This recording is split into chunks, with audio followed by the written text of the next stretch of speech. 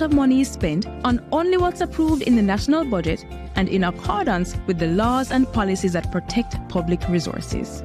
Now, the right amount of money can be spent on the right things and Jamaicans still no benefit. So the Auditor General assesses the outcome for programs and projects as well. Audit reports will also contain recommendations to improve the operations of the audited entity, and the findings are submitted to the Parliament's Public Accounts Committee, the PAC. Every year, an annual report is submitted by December 31.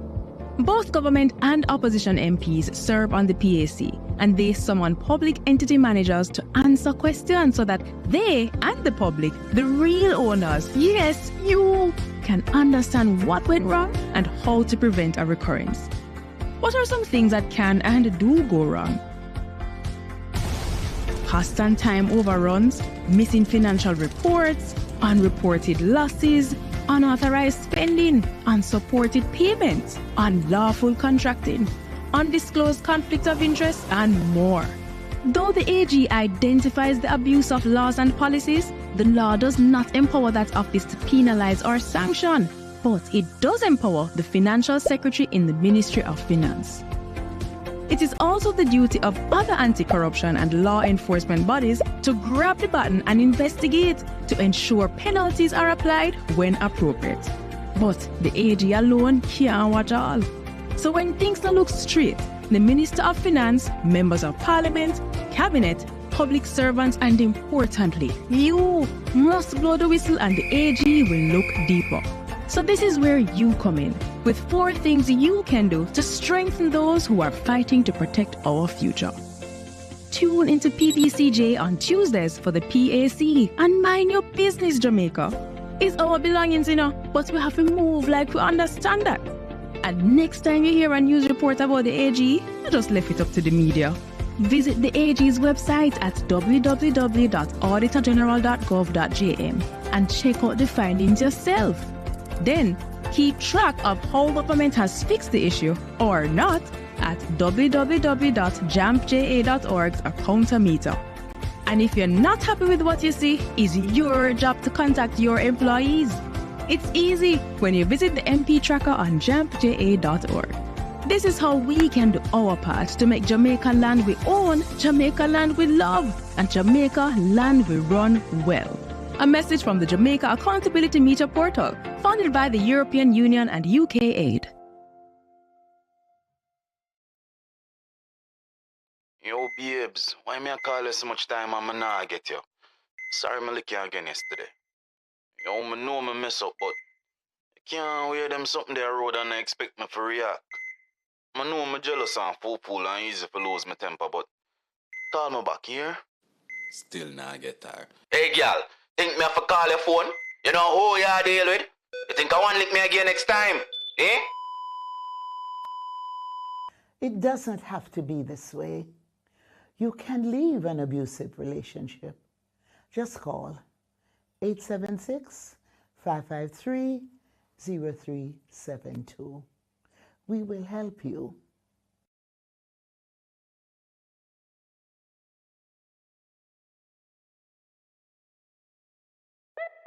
BGLC, the regulatory body. We regulate, you play without worry.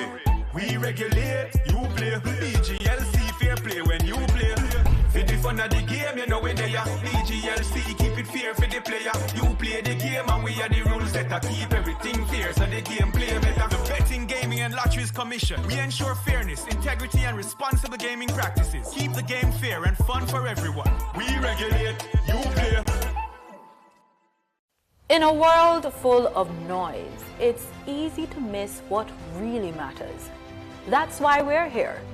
Why it matters. Discussions that break down the issues you didn't know you needed to know. The stories overshadowed. The facts you were never told. And the topics too important to ignore.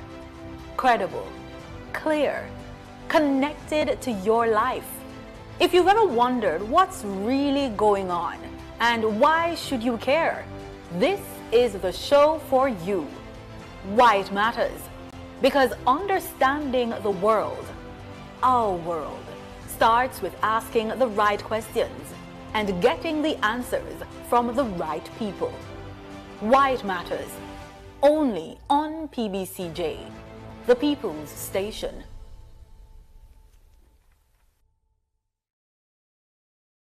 You sure this is okay? Relationships can get complicated. You've avoided seeing me now for almost a year, but you still take my calls. It simply means you're not over me yet. Okay. Some relationships stay complicated. I am done taking it easy, Danny. I've wasted a lot of my time with you. You know what? Let me just silence this altogether. It's done, isn't it? What do you expect from me, Stanley? Just forgive me. Crocodile tears? Once a cheater, always a cheater. When there's trouble in paradise, what do? Watch the story unfold in a brand new season of Mirrors in Paradise, Saturdays at 8 p.m. and Sundays at 6:30 p.m. right here on PBCJ, the People's Station.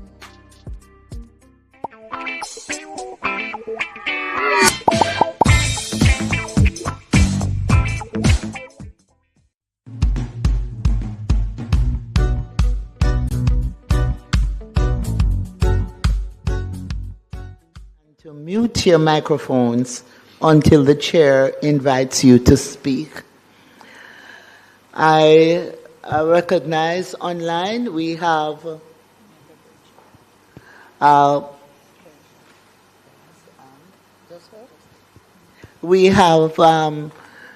MP Nikisha Burchell. She's online. She has joined us online. I will now ask Member Marlon Morgan, if he would say prayers. Thank you.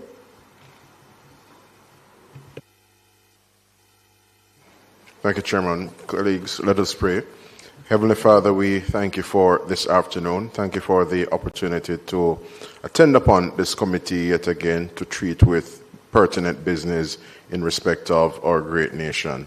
We pray that our deliberations will inure to the benefit of the policy we're ultimately seeking to come away with and the stakeholders it will impact.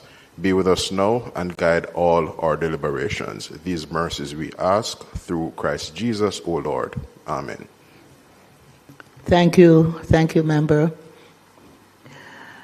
At this time, I would like to invite the clerk of the committee, Ms. Hunter, to record apologies for absence.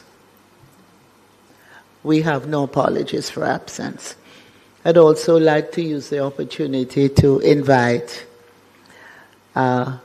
persons here to just introduce yourselves and be acknowledged. So I will start with P.S. Bernard. Good afternoon, everyone. My name is Dean Roy Bernard, Permanent Secretary, Ministry of Culture, Gender, Entertainment, and Sport. Thank you, Chair. I'm Joanne Archibald, Principal Director for Culture and Creative Industries Policy Development and Monitoring in the Ministry of Culture, Gender, Entertainment, and Sport, also with oversight for entertainment policy development and monitoring at this time. Thank you, Chair. So far. Thank you, Chair. Good afternoon. I'm Lisa Grant, Senior Director, Policy Development, Research, Evaluation, and Monitoring in the Culture and Creative Industries Policy Development and Monitoring branch in the Ministry. Thank you. Afternoon, Chair, colleagues. David Brown, Director of Culture and Entertainment Synergies at the Ministry of Culture. Thank you. Afternoon, everyone. My name is Philip Clark, Director of Policy and Research, Ministry of Culture, Gender, Entertainment, and Sport. Thank you. Good afternoon, everyone. I'm Nadine Booth-Gooden, Senior Director at the National Gallery of Jamaica. Thank you. Thank you. Thank you, Chair. Good afternoon, everyone. My name is Nadine Rawlins. I'm the President of Jamaica Film and Television Association. Thank you. Good afternoon, everyone. My name is Annalisa Chapman. I am the company secretary for Jamaica Film and Television Association. Thank you. Good afternoon, everyone. I am Latoya Latibadir, the legal officer and company secretary for the Jamaica Cultural Development Commission. Thank you. Good afternoon, everyone. My name is Michaela Richards. I am a Jamaica House Fellow that sits in Minister Grange's office. Thank you. Thank you. Good afternoon, everyone. I'm Tejano Taylor, and I'm the intern in the Culture Department. Thank you.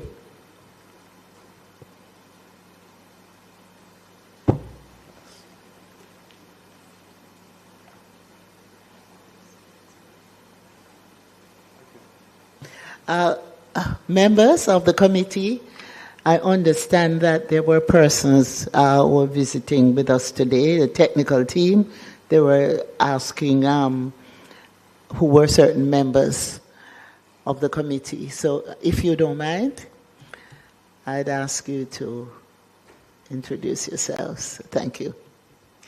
Good afternoon. My name is Rose Bennett Cooper, Senator. Thank you.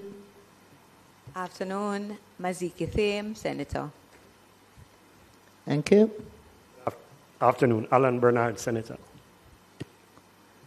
Thank you. Afternoon, everyone. I'm Marlon Morgan, Senator, and I want to register my thanks for your continued service. Thank you. Afternoon, everyone. My name is Kevin Gale, also representing the list of senators here. Thank you so much. Okay, so at this time, members, honorable members, senators, distinguished colleagues, and guests, welcome to the third meeting of our Joint Select Committee on the Green Paper number 1/2025, National Policy for Culture, Entertainment, and the Creative Economy, 2025 to 2035.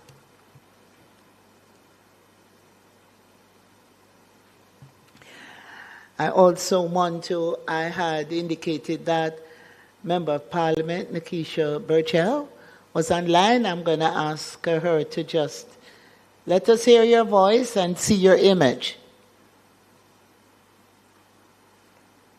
Well, good morning. Well, good afternoon, everyone. Hello, Minister Grange. I am present. I'm Nikisha Burchell, MP for South St. James, and I'm happy to be here for the third of this series of meetings.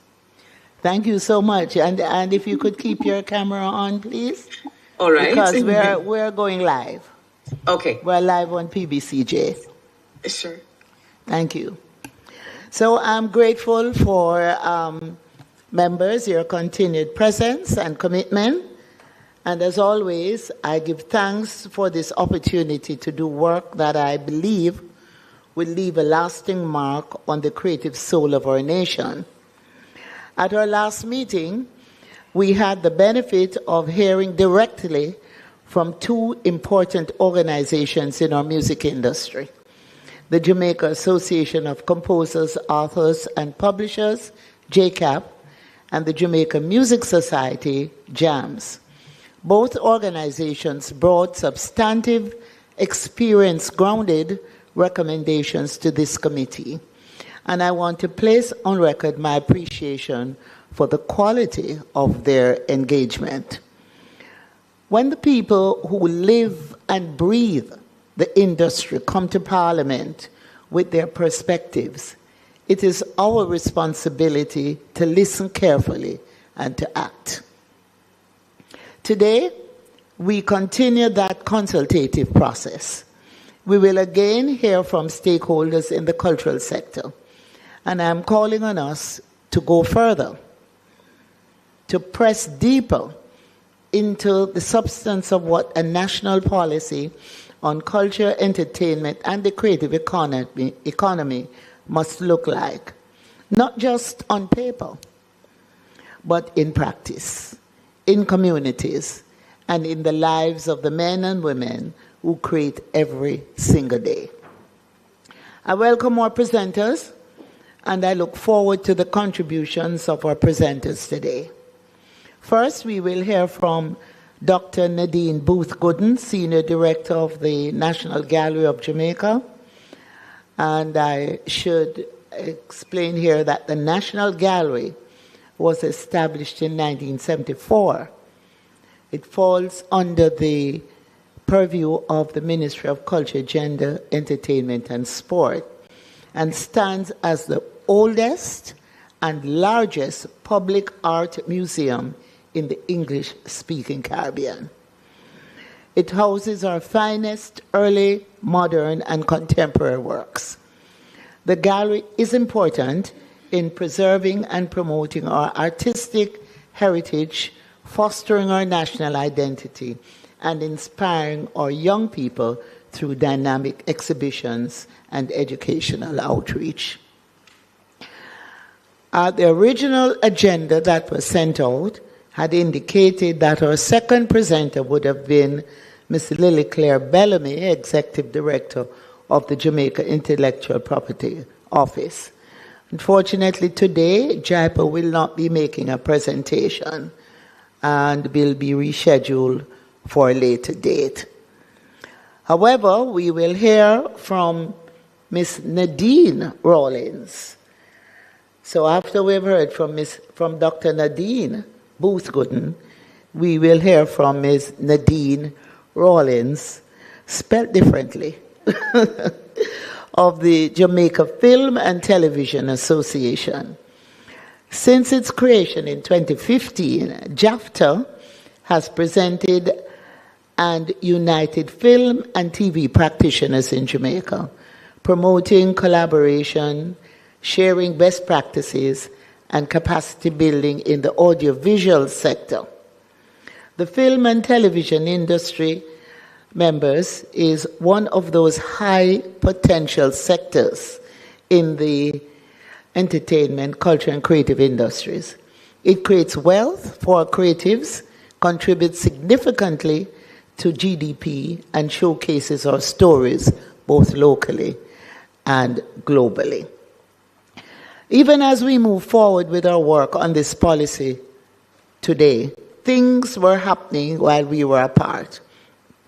Cabinet in March approved amendments to the Jamaica National Heritage Trust Act, modernizing it and strengthening it. On April 2, during the visit of the Director General of UNESCO, the first in 23 or 29 years, we signed the instrument of ratification for the Convention on the means of prohibiting and preventing the illicit import, export, and transfer of ownership of cultural property. And this ratification and the inclusion of its provisions among the Jamaica National Heritage Trust amendments gives us the legal footing to pursue the repatriation of our cultural objects, which are being held outside of our shores, each of which is an important part of our story, of our ancestry. So we now can go full speed ahead in pursuing the return of our artifacts. We've already been training our cultural management resource personnel and border personnel, such as custom agents, on the convention. We also attended our first meeting as members of the Executive Board of UNESCO in Paris earlier this month. So the work continues on all fronts. In fact, we have been returned for a second time to serve on the executive of UNESCO. Thank you. So I want to thank the members of this committee for your engagement and your diligence. As your chair, it is my responsibility to ensure that this process is thorough, that it's inclusive and worthy of the people we serve. I notice there has been several comments in the newspapers recently on Rastafari and what government is doing or is not doing. And if we have recognized Rastafarian as a faith, and if they have the same rights as any other religion. And I just want to place on record that they do have the same rights. It's enshrined in our Charter of Rights. And to indicate that under this administration, it's the first time that the Rastafarian community has been fully embraced and has been given the support and financial funding that they've ever received, ever, in this country. And I just want to put that on record, including, we know, about $176 million contributed to the Coral Gardens, the Rastafari Coral Gardens Benevolent Fund, which is administered by the Administrator General's office. But I just want to indicate that I would invite full discussion on Rastafari as a religion and to look at the history to see what has been done in this country and to chart a path forward in even further embracing and recognizing the importance of Rastafari. So I want to also acknowledge the practitioners, the industry representatives, and the advocacy groups who continue to engage with us. So, ladies and gentlemen, let us be bold, let us be thorough, and let us be faithful and truthful, and ensure that at the end of this process, we would have presented a roadmap that is worthy of our, this little rock where we're so creative and we're so gifted, that we will be true to that. So I want to thank you for listening to me, and I will now, just before I invite Mrs. Booth Gooden to make her presentation, I just want to ask if any member have had a chance to read the minutes. We are now having the third set of minutes. We deferred, the last meeting we deferred to, and now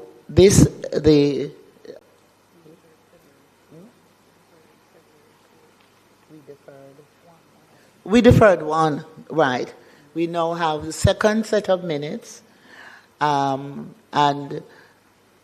I would ask members if they will agree, if you have not yet had a chance to read, if we could defer those minutes as well, and if I could ask Member Cavan Gale if he could accept the responsibility to monitor that aspect of our agenda at each meeting, and to be the one to indicate if he would confirm the minutes, and then we could go on to matters arising from the minutes going forward. So I don't know if I have the concurrence of the members here. So it never sounded like a request, but I will take the command, Chair, and also take a collaborative approach in asking my colleagues on the committee to support me in ensuring. And for the next meeting, let us just agree that we will take all the outstanding minutes before we commence into the agenda of the day. Thank you, member. So we all agree? Okay, thank you so much. So,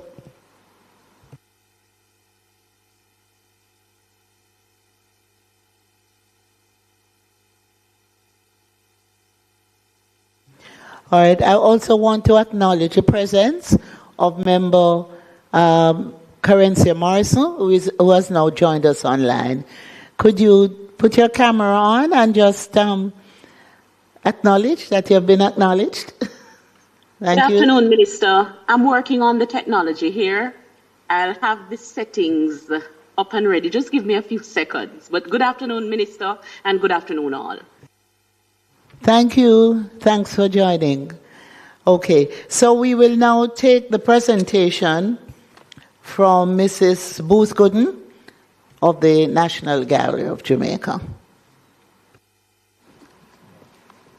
Good afternoon, Chair, Honorable Minister Olivia Grange, Minister of Culture, Gender, Entertainment and Sport, Permanent Secretary Dean Roy Bernard in the Ministry of Culture, Gender, Entertainment and Sport, our Principal Director and other members of the team from the Ministry, members all here, good afternoon. It is indeed a pleasure to be able to participate in this activity. I really see it as something that is very important to all of us here, especially as cultural practitioners.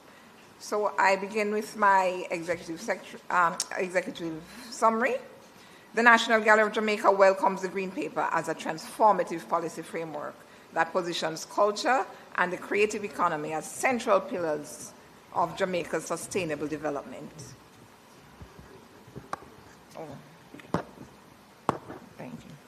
Thank you. The policy recognizes that culture is both an economic driver and a social force, capable of strengthening national identity, generating wealth, and expanding Jamaica's global competitiveness. As Jamaica's premier art museum, the National Gallery of Jamaica is uniquely positioned to operationalize several key policy goals, particularly cultural resource management, creative economy development, digital transformation, brand Jamaica expansion, social inclusion, and national identity building. However, effective implementation will require targeted investment in conservation, infrastructure, digitization, human resource capacity, and institutional strengthening. The National Gallery of Jamaica stands ready to partner with the government in advancing the policy and respectfully submit several strategic recommendations to ensure successful execution.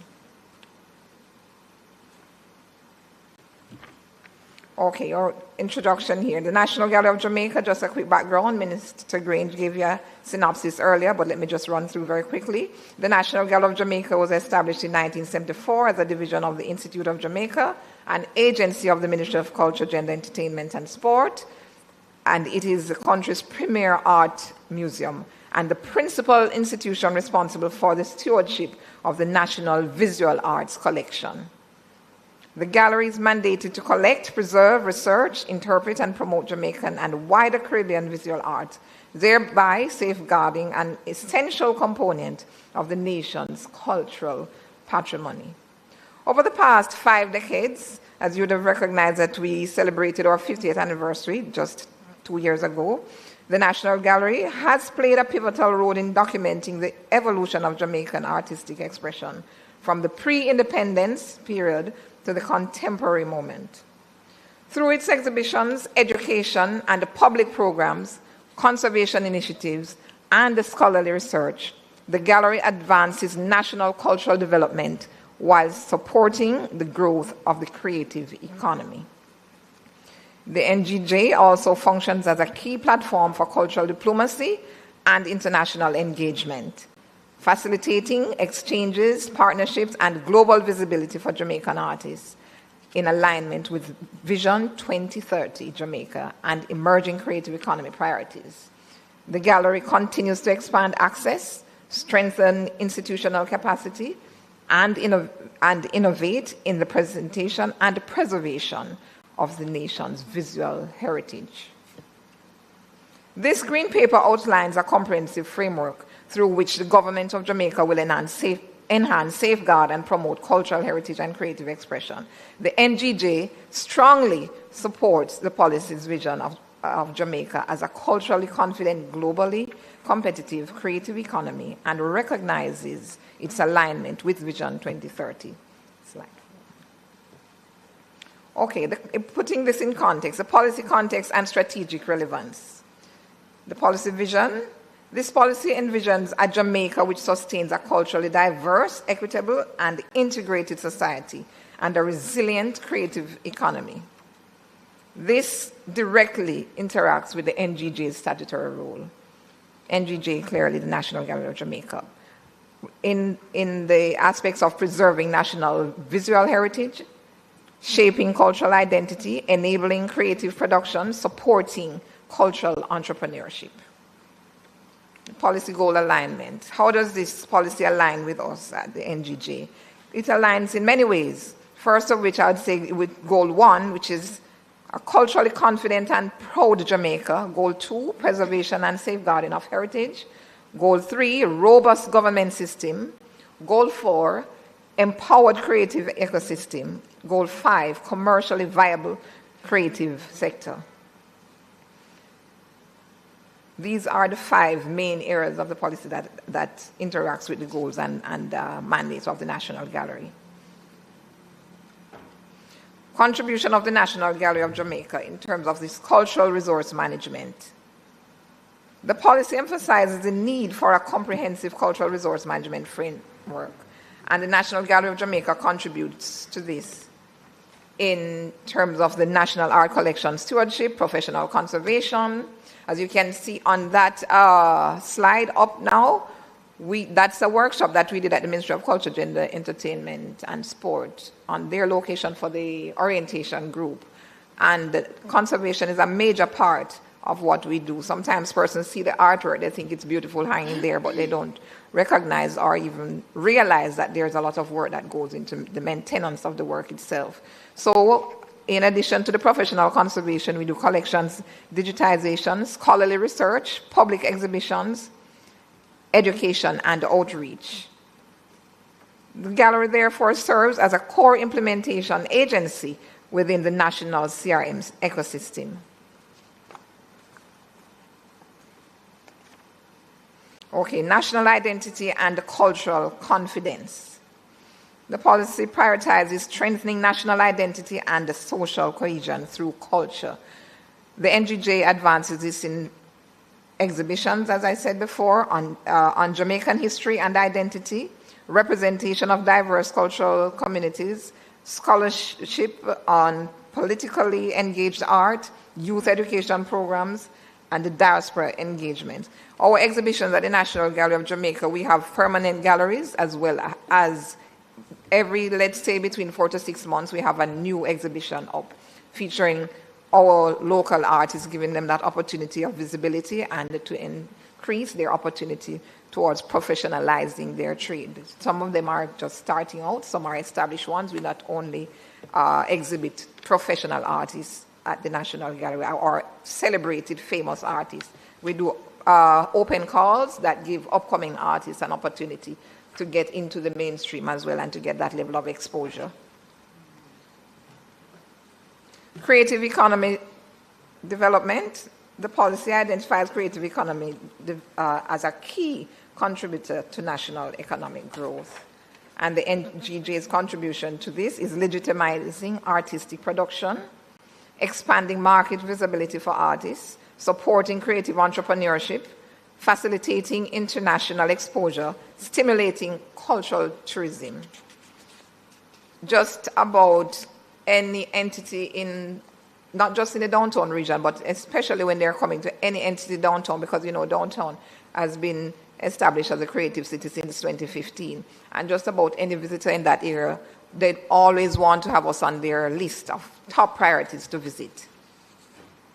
All right, so here I am. Digital transformation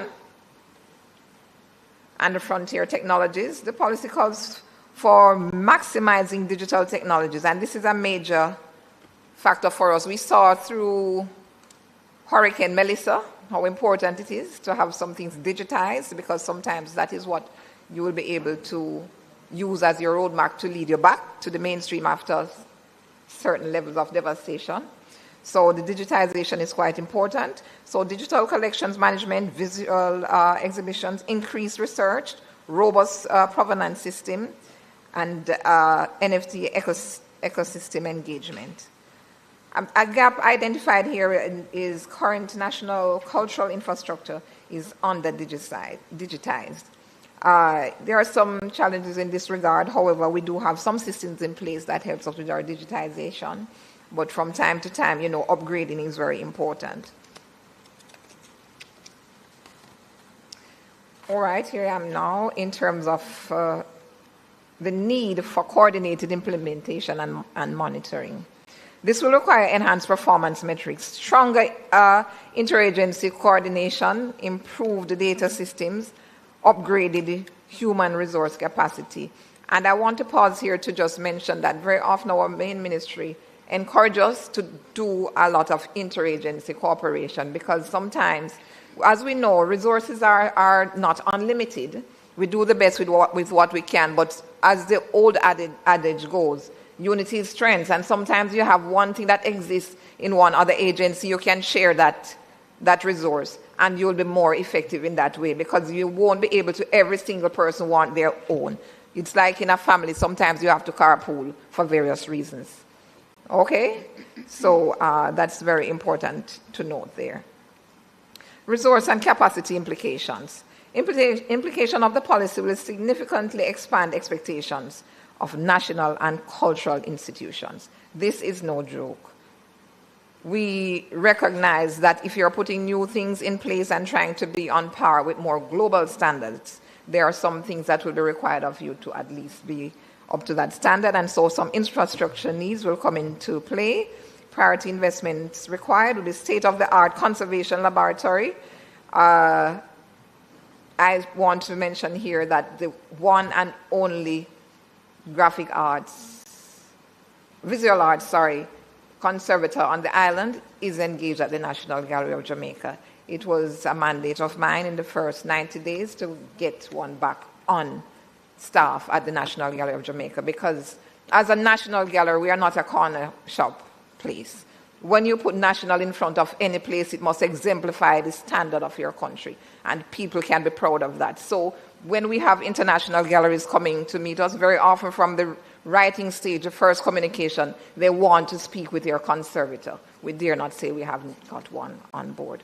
So we are proud to boast that we have managed to retain the only one on the island, right? So, share state-of-the-art conservation laboratory, expanded climate control storage, digitization laboratory, disaster resilient collection system, public engagement technologies. And I pause here to mention that we really do appreciate the work of the ministry with UNESCO so far in helping us to develop our baselines in terms of what we do in terms of national disasters, because we see we don't have to guess. Every 6 months we are in a hurricane season. That is one imminent one. And so with this cooperation with the Ministry of Culture, Gender, Entertainment and Sport and UNESCO, a lot of things that may have been in the background have come to the foreground, and we are really benefiting from that at this point, and are able to put some things together more in terms of contributing to the discussions with the policy. All right. Human resource requirements.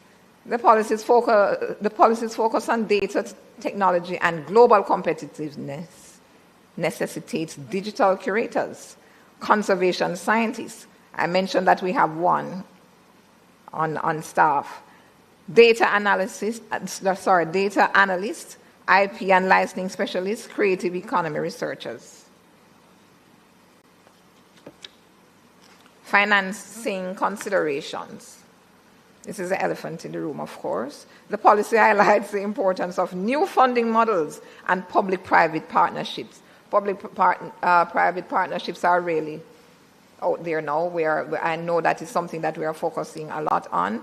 However, it will require a deeper dive into that, and the NGJ humbly recommends a dedicated cultural infrastructure fund.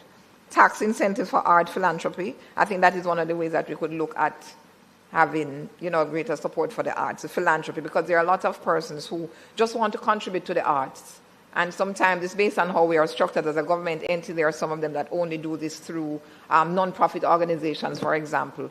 But as our Honorable Minister had mentioned in a meeting before, nothing is really impossible. And so these are options that we can really explore to ensure that we get ourselves in line with what it takes to access funding in maybe not the regular ways that you are used to just asking a company here and there, because everybody's approaching these places.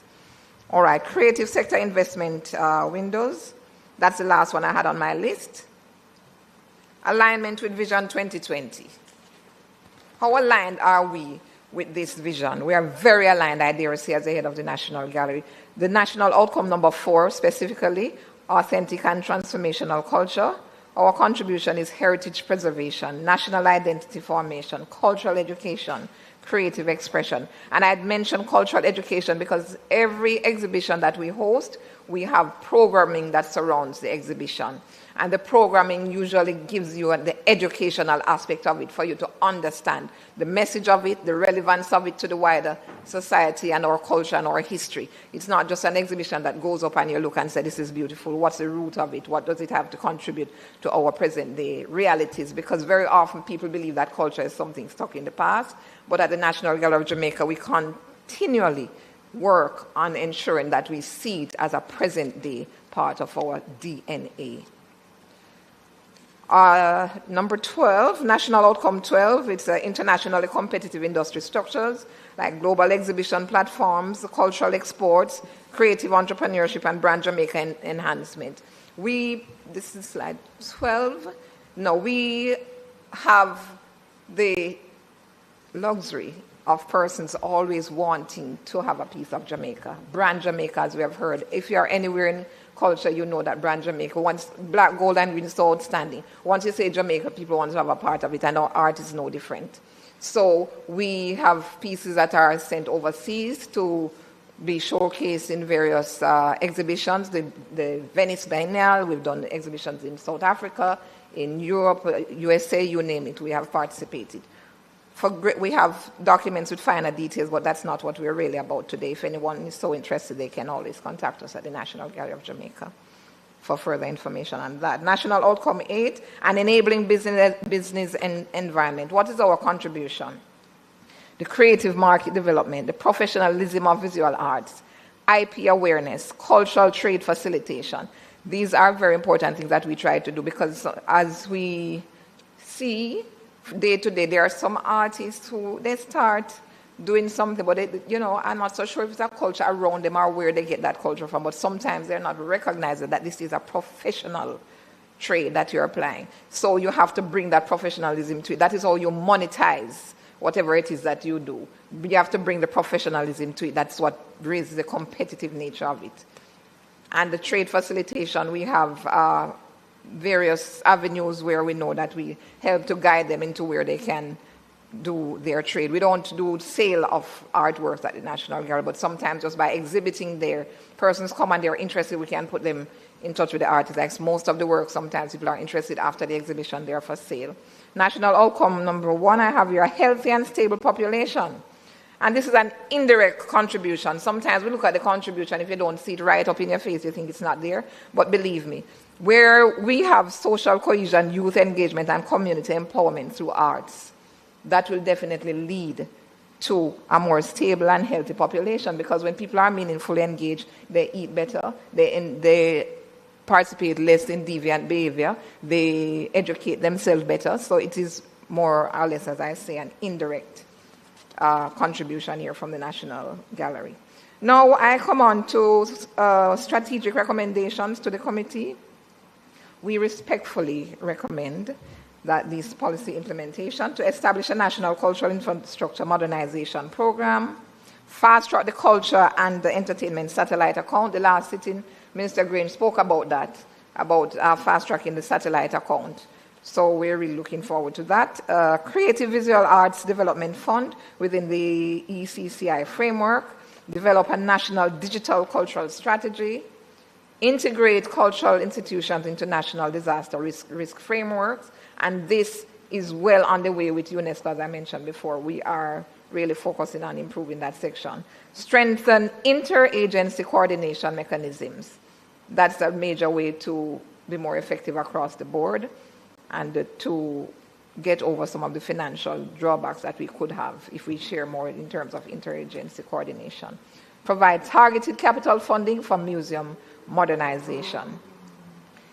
In conclusion, I would say the National Policy for Culture, Entertainment, and the Creative Economy 2025 to 35 provides Jamaica with an historic opportunity to reposition culture at the center of national development. And the National Gallery of Jamaica stands fully committed to supporting the government in safeguarding national heritage, empowering creatives, advancing Brand Jamaica, strengthening the creative economy, and contributing to Vision 2020. I thank you very much for listening, and it was my pleasure participating. Thank you, Dr. Booth Gooden. Thank you for your interesting and insightful presentation. I know you have been a part of the process of the development of this policy, but I'm sure there may be some initiatives you may still wish to see reflected in the policy. And this is our opportunity to do so. You mentioned the need for targeted investment in conservation, infrastructure, and digitization as being important for the NGJ's implementation of the policy. And certainly this is a key focus of the policy itself. A part of the draft national strategy for disaster resilience and recovery for the culture sector, disaster risk management and assessment, including off-site storage of artworks, insurance for artworks and artifacts, valuation, restoration, insurance in the context, understands the works cannot be replaced, that understanding. But in the event of damage, the proceeds can support restoration or rehabilitation of the object work. I'm going to invite members to ask you questions and for us to have an interesting exchange in relation to the National Gallery and its works. I recognize you, Member Gale. Thank you, Chair. Dr. Booth Gooden, let me thank you for what I consider an artistic visual in my own imagination around what you'd have taken us about the National Gallery. Since 1974, you have evolved, and I'm pleased to hear about, the question of your digital transformation. And when I looked at your submission, naturally 4.2 human resource requirements would jump out at me for a particular reason. And, it's good that you have that one conservator that you are proud about. I hope that they are being paid that adequately for you to be able to retain them. But just in case, just a little bit more on the strategic reclassification of technical posts for me to understand. Are these posts in the structure of the gallery, or are you seeking to attain these posts at a particular level? That's the first question. The second question, I wanted to understand, and I've always been interested in understanding the reach of the National Gallery, it being national and not domiciled downtown. But I heard you speak about the satellite account. Is this part of a perspective for the expansion of the reach nationally? And then maybe you can tell us about the preservation. You spoke about culture and that culture is constant. But I'm more concerned about the preservation of the artistic heritage of the gallery. And maybe you could tell us a little bit about that for ease of confidence in my mind about the preservation. So I would open with those. Thank you, Chair. Thank you, Member Gale. Mrs. Booth Gooden. Thank you, Member Gill. Thank you for your question. I'll start with the last one, which is readily at hand. So the preservation aspect of it, we have a routine preservation for the works that are in our collection. I mentioned that we have one conservator on staff. However, the curatorial department, which comprises also the education department, they have a role to play, but to lesser extent under the guidance of the conservator. So we have a routine check for the works that we have in our collection, cleaning at the basic level and just maintaining that level with them. If there is any work that has some slight damage, or depending on the level of the damage, we will engage the conservator also to give us, what do you say, like she would do a presentation to me basically first to say what it is that the damage entails and how she could go about restoring that work. So this is why I say it's very critical, because the works that you have in your collection, as you know, they're not just replaceable. You don't just go out and get another one. So you have to focus really on knowing how to care for them, not just hang them there and leave them. So it's a weekly process that we do. Yes, your other question, can you just refresh me, please? Sorry. The one in terms of your outreach, being national and not domiciled in Kingston, and whether or not that is in relation to your satellite account. Okay, our outreach, to be frank with you, we go right across the length and breadth of Jamaica with our outreach activities. We do it in a pooled way sometimes, as we talk about interagency communication and cooperation. So we will do with the various branches of the cultural ministry if we are doing some, as well as we do some on our own. We do outreach in schools mainly. Most of our outreach works are done in schools because we have to try to get the young more interested and keep them focused on the relevance of art in our culture itself. So we do a lot of the outreach in schools. We consider also exhibition, where we attend various exhibitions, and we do that internationally as well, not just here, art exhibitions.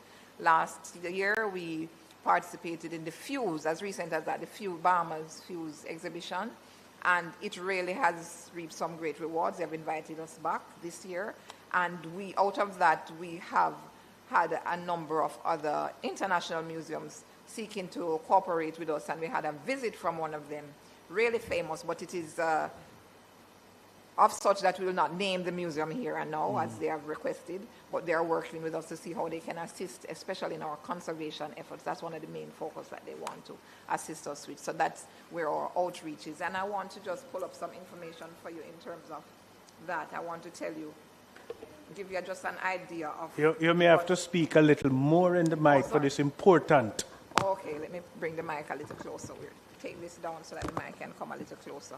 Okay, I wanted to just bring to your attention where in the past, say, let's see 2020 to 2026, for example, the number of exhibitions that we would have participated in outside. In 2019, we did Afro-Atlantic Histories. This is in Sao Paulo. That's Brazil. And in 2023, we did another one in Germany. Up to last year, we did an exhibition too that we participated in. That was in Germany as well. And we had, I just mentioned the Fuse Art Fair. So there are those that we do in recent times right across, not just locally, but internationally. And this outreach, it brings attention to your culture and your artists. People, at the Fuse Fair that we did in Bahamas, it's an international fair. It's not just a Bahamian fair. It's an international fair. And the works that we had there, a number of persons wanted to purchase them on spot. So it gives that visibility to the artwork and the artists themselves. So we can say that these things really do reap some benefits of being out there and being visible. Okay. You may want to mention you have the Western Gallery. Oh, of course. Thank you so much, Minister. Our Western branch, which is, we are just negotiating a new location now based on Melissa. We have a little damage there, but we have secured a new location at the Doctors Bay, Doctors Cave Beach Resort. We have, through one of our board members, negotiated that deal, and we're supposed to be opening an exhibition there within a month or so. It would have opened already, but our chief had some familiar emergencies, and so that caused a little setback, but we're lucky to secure that space after the devastation of the space in the Cultural Center at Montego Bay. So that's our Western representation at that end of the island, and they take care of most of the traffic that would come from that side. And then the third question now, the one in terms of your human resource requirement. Our human resource because requirement. When I look at these are not functions on roll that you can easily pick off of a shop shelf. No. And so I just wanted to know in the first instance if you have them in place. All right, so I will respond to you by saying, as I mentioned, we have one conservator. It's not, another one doesn't exist locally. Right. And then maybe you have two others in the Caribbean. And when they are trained internationally, as they generally are, because the one we have on staff was trained in Russia. And so that is where we have just one. But the other areas in terms of digitization, we have other staff. We have graphics person there on staff that can lead that charge. But of course, based on the level of our collection, in our collection we have over 2,000 pieces of art. And so based on that, it is a fact that we need some more staff to, help us to delve deeper into what we really want to be accomplishing. So we have been making representations. We have gotten the opportunity to submit for the needs, and I have made that representation, and so we are awaiting those levels of consideration. Okay. Thank you. You're welcome. Are you satisfied, member? Well, not yet until we get the reclassification done for the post required. Yeah.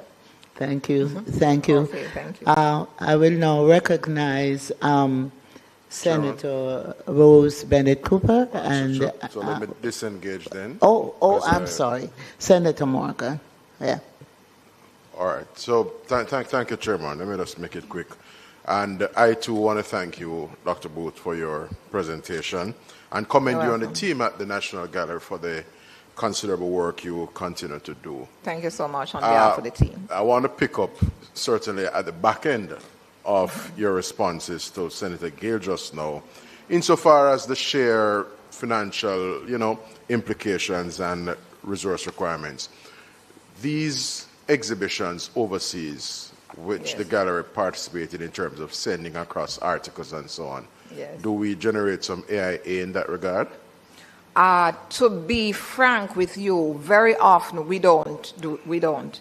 They will foot the bill of exporting the artwork there and all the associated costs, but they don't generally pay for it to be exhibited. There in their exhibition. They do it more as a partnership approach, and because from time to time we also get works from them that come here, and we are not really at the place where we would want to be paying those international fees, so we do it more as a partnership at this time. Sure. So it's more like an exchange. We will be able to do that presentation in your space, and that from time to time you do your work to our And here in Jamaica, in place. keeping with the approach of the government, we are not short-sighted in that we recognize that even though it is at no cost per se, having pieces and our artifacts from Jamaica situated at those exhibits help to pique interest in our output here in Jamaica and largely raise our own profile.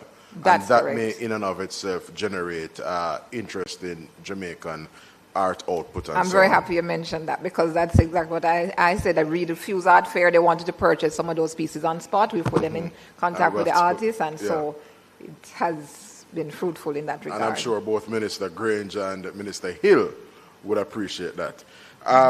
In terms of your school engagement, because you quite rightly in the responses earlier made mention of the collaboration that you have with schools, because it may serve to just increase awareness, pique interest among our young people in particular, because they are a critical mass that you would want to orient them in a certain way and have them ultimately becoming fine exponents of art ultimately.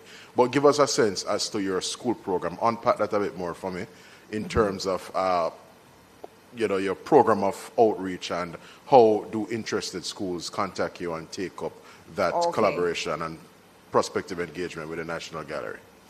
Thank you for that question. I'm really happy you asked that, because I have to say that it's not really difficult for us to get the schools on board. We generally have the buy-in. Our largest support comes from the schools, and they come in droves.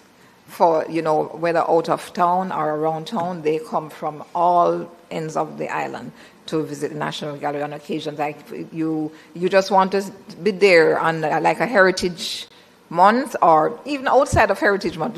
Those areas, Those are the periods you'll have the heightened support. But generally, every week almost we have groups from the schools coming in. And when we do go out, we participate in like career days so that it's, really targeted. So we go out and participate in career days and have them, learn from our education team the various aspects of art. It's not just that you can paint. Of course, you can be actively painting, but you can be a curator, you can be a conservator. We try to expose them to the various aspects of it. And that has really been going good. So far, they're not generally very interested, as I said before. So that's the reach that we have with them. We don't have to really feel for the groups from the schools to come in. And the support is good. Thank you.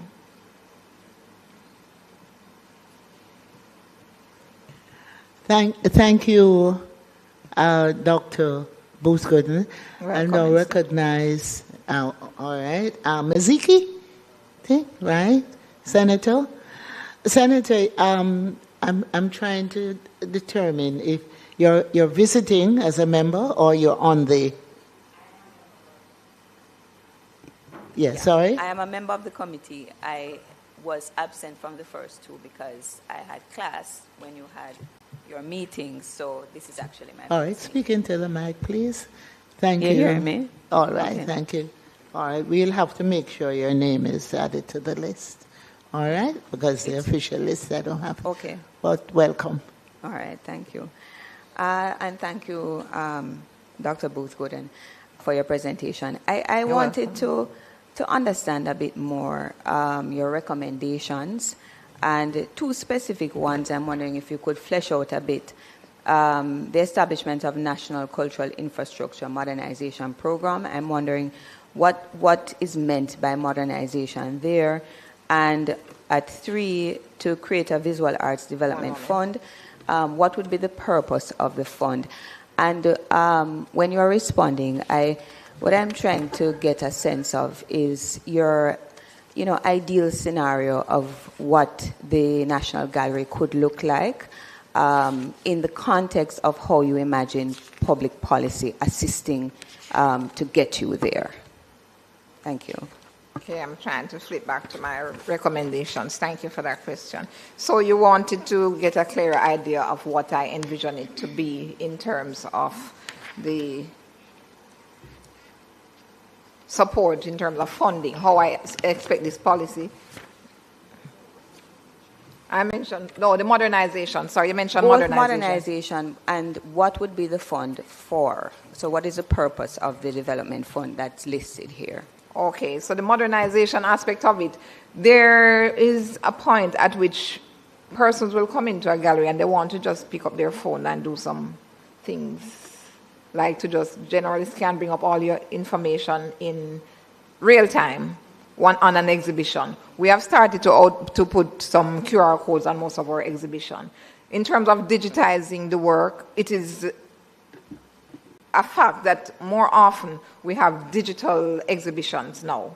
We want to sometimes be able to participate in more exhibitions digitally rather than actually having to send artwork physically. Because between, what you would say, insurance costs, shipping, and that kind of situation, you have to get to a virtual level where you have most of these things on a digital level and platform that you can actually share, of course, with rights, because the artists have rights to their images.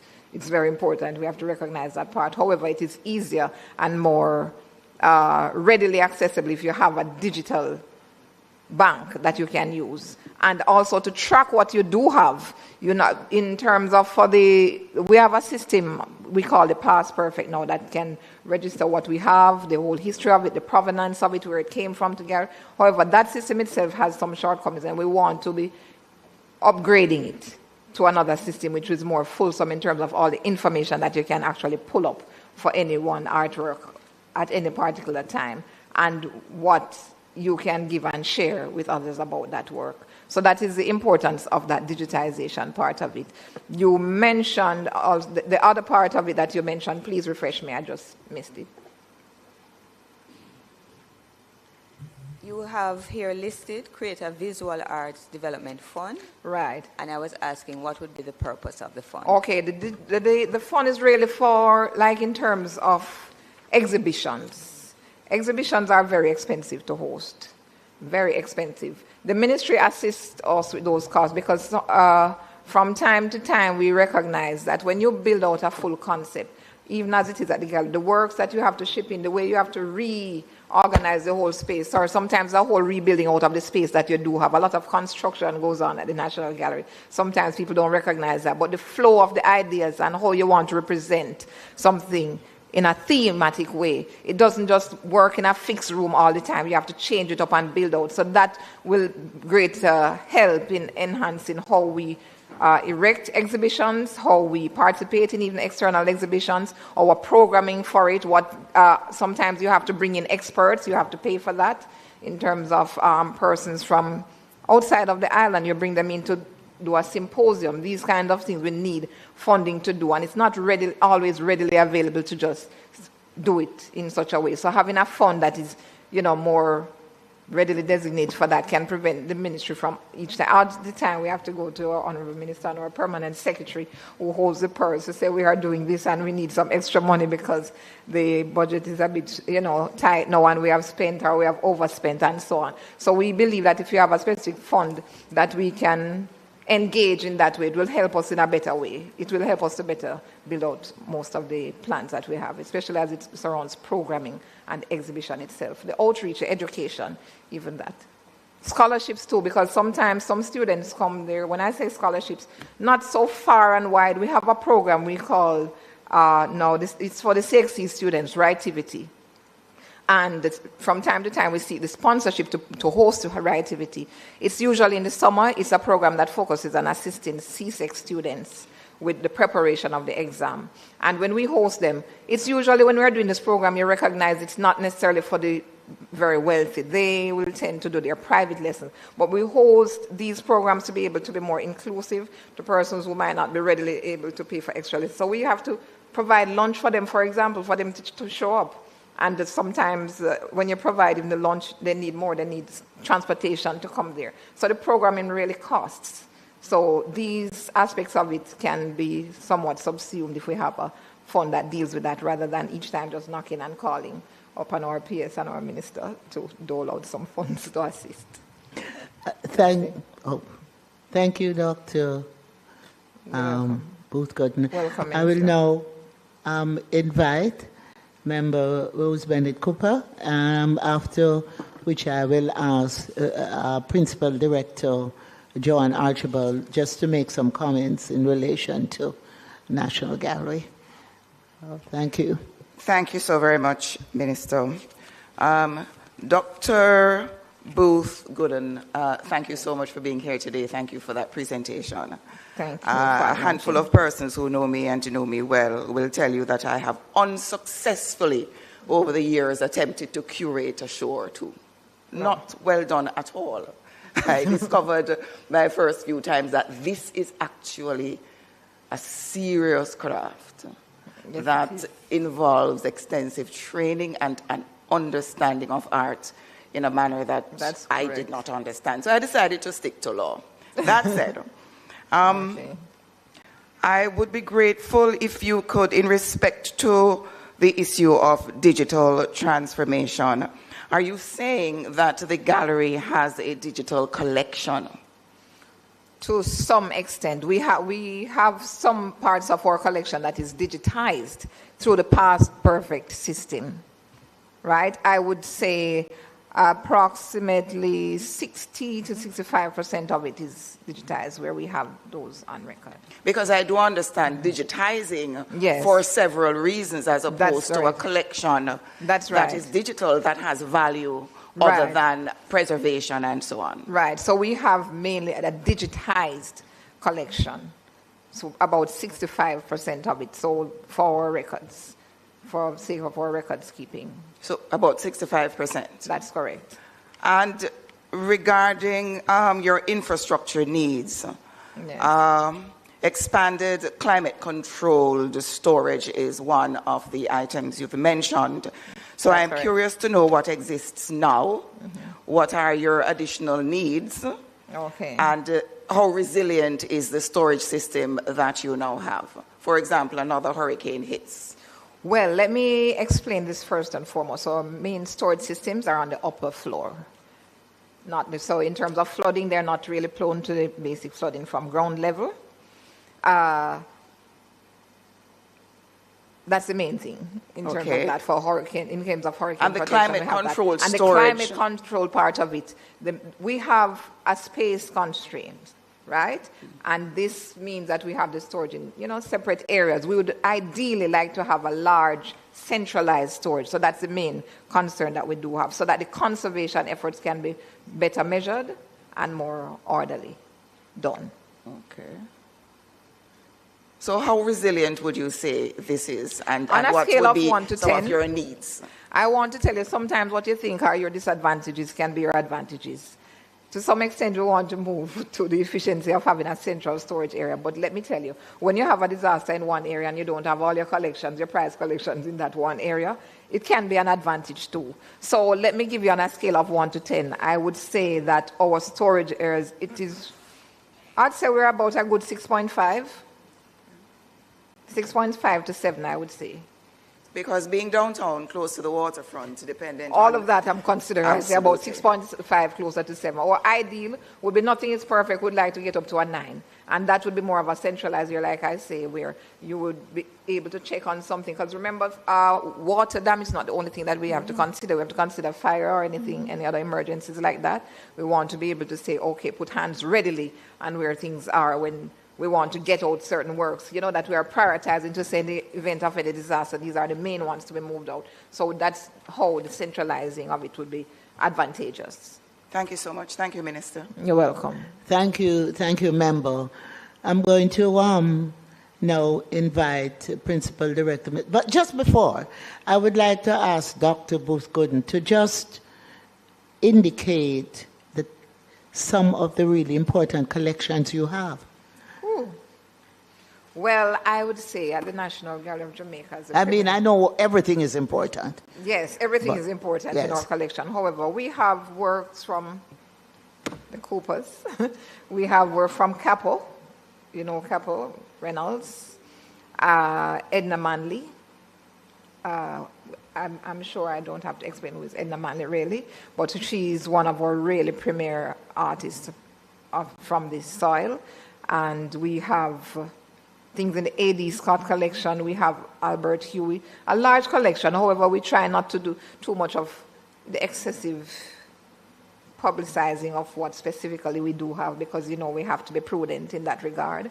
For security reasons. Right. Yes. We have to be prudent in that regard. Yeah. But I'm telling you, the collection of the National Gallery is something to be proud of. And we have what we'd say intuitives as well as mainstream artists. And intuitives is a term given to persons who are self-taught.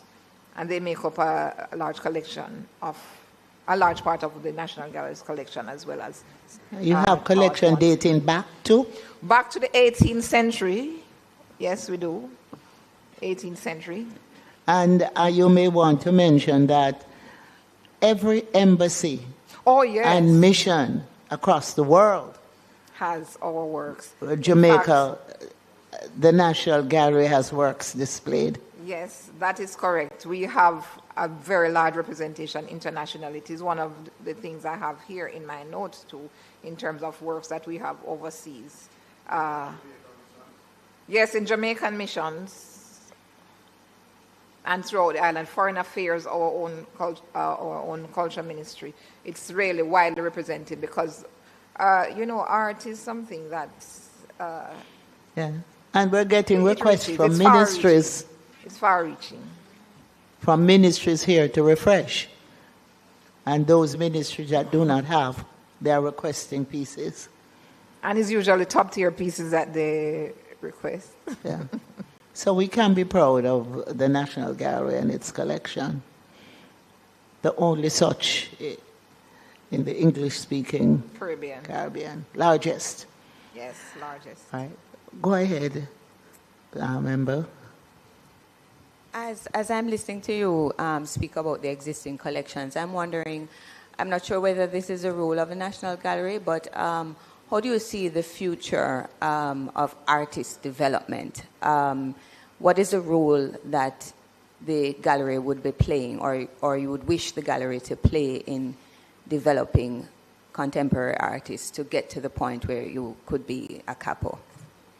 Well, let me say we provide an opportunity as far as we can in terms of we have open call exhibitions. I mentioned that a little earlier in the presentation, that we don't only exhibit works from celebrated artists. We have the open call, which is usually done by a committee, a judging committee, which selects the pieces. We have a theme established, and then a judging takes place, and the pieces are selected. One such is One Nation, New Symbols, that just closed out at the end of March. And this is where a lot of the emerging artists get the opportunity to participate in these exhibitions. And so very often you find that once they exhibit at the National Gallery, because you find that is a status symbol also, I must admit. When you exhibit your work at the National Gallery, it means that it's of a certain standard to be there. So they try to bring their best game in these exhibitions, as we call the open call. So these are the young ones I mentioned, young upcoming, like when I say young, not necessarily chronological age, but new upcoming artists have that opportunity to just submit your work, and it is judged fairly. Whether there are other famous persons entering or not, it doesn't matter. You're judged at that point, and once you're selected, it joins the exhibition, but it's usually surrounding a specific theme at that time. And when we do the outreach, in our outreach, we encourage the students, because we find that, as we said, a lot of the young people might not be seeing the relevance of art, but we try to educate them. That's what our education department does. We educate them to the various avenues and how to see their trade as a professional career path that they can take, the various roles that they can play through art, and how they can actually make a living from it, and successfully so too. That's a part of what we do.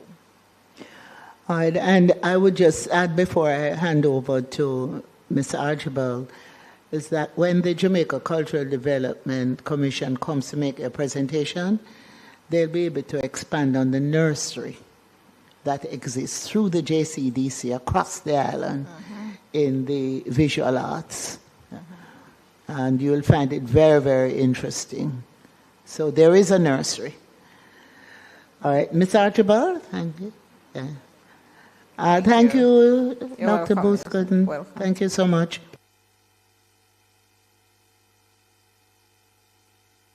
Chair, and it's my pleasure really to indicate that the policy very much takes cognizance of the need for us to structure the sector.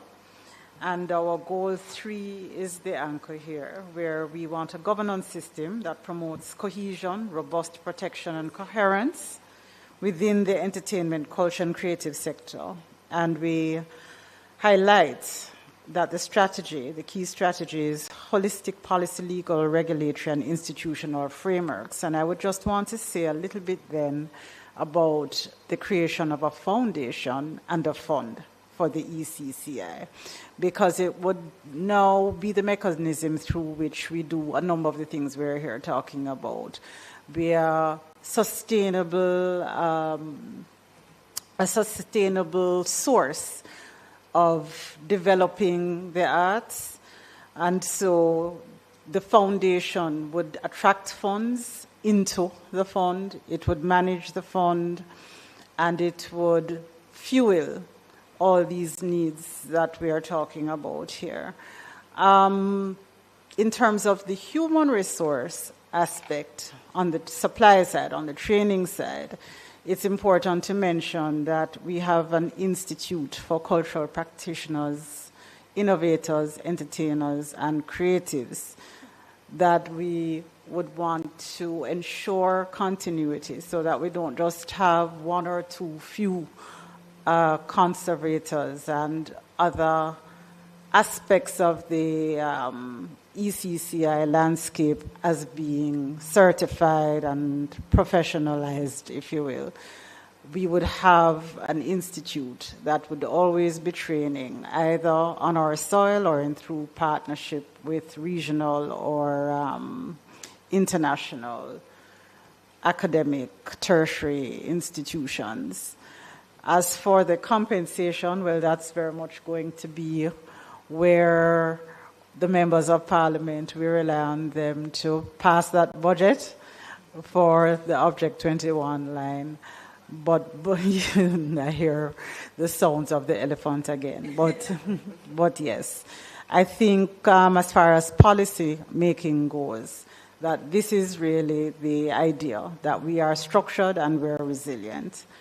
I'm going to, with the leave of the chair, ask my colleague, my senior director, to speak a little bit more in relation to the Artist in Residence program and cultural exchanges and how it fits into the mosaic that is the policy and our programs that speak to the concern of the committee, the concerns of the committee.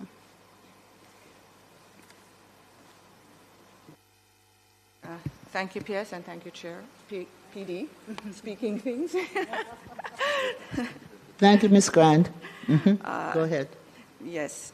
So the PD would have spoken about some of the major things we're trying to do, because a lot of the programs we have are overarching and will, of course, impact the National Gallery and the visual arts as a sector.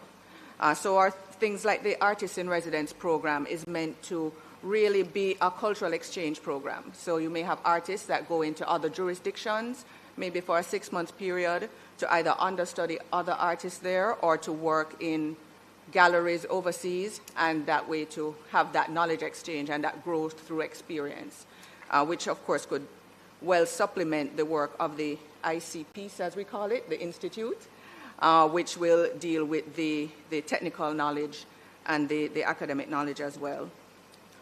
I recall Dr. Booth Gooden speaking about the infrastructure, the dedicated infrastructure fund, and I believe, and I'm going to propose to Dr. Booth Gooden that this be rolled into the fund that the PD spoke about earlier, because the overall vision of that fund is to support all of the ECCIs and culture.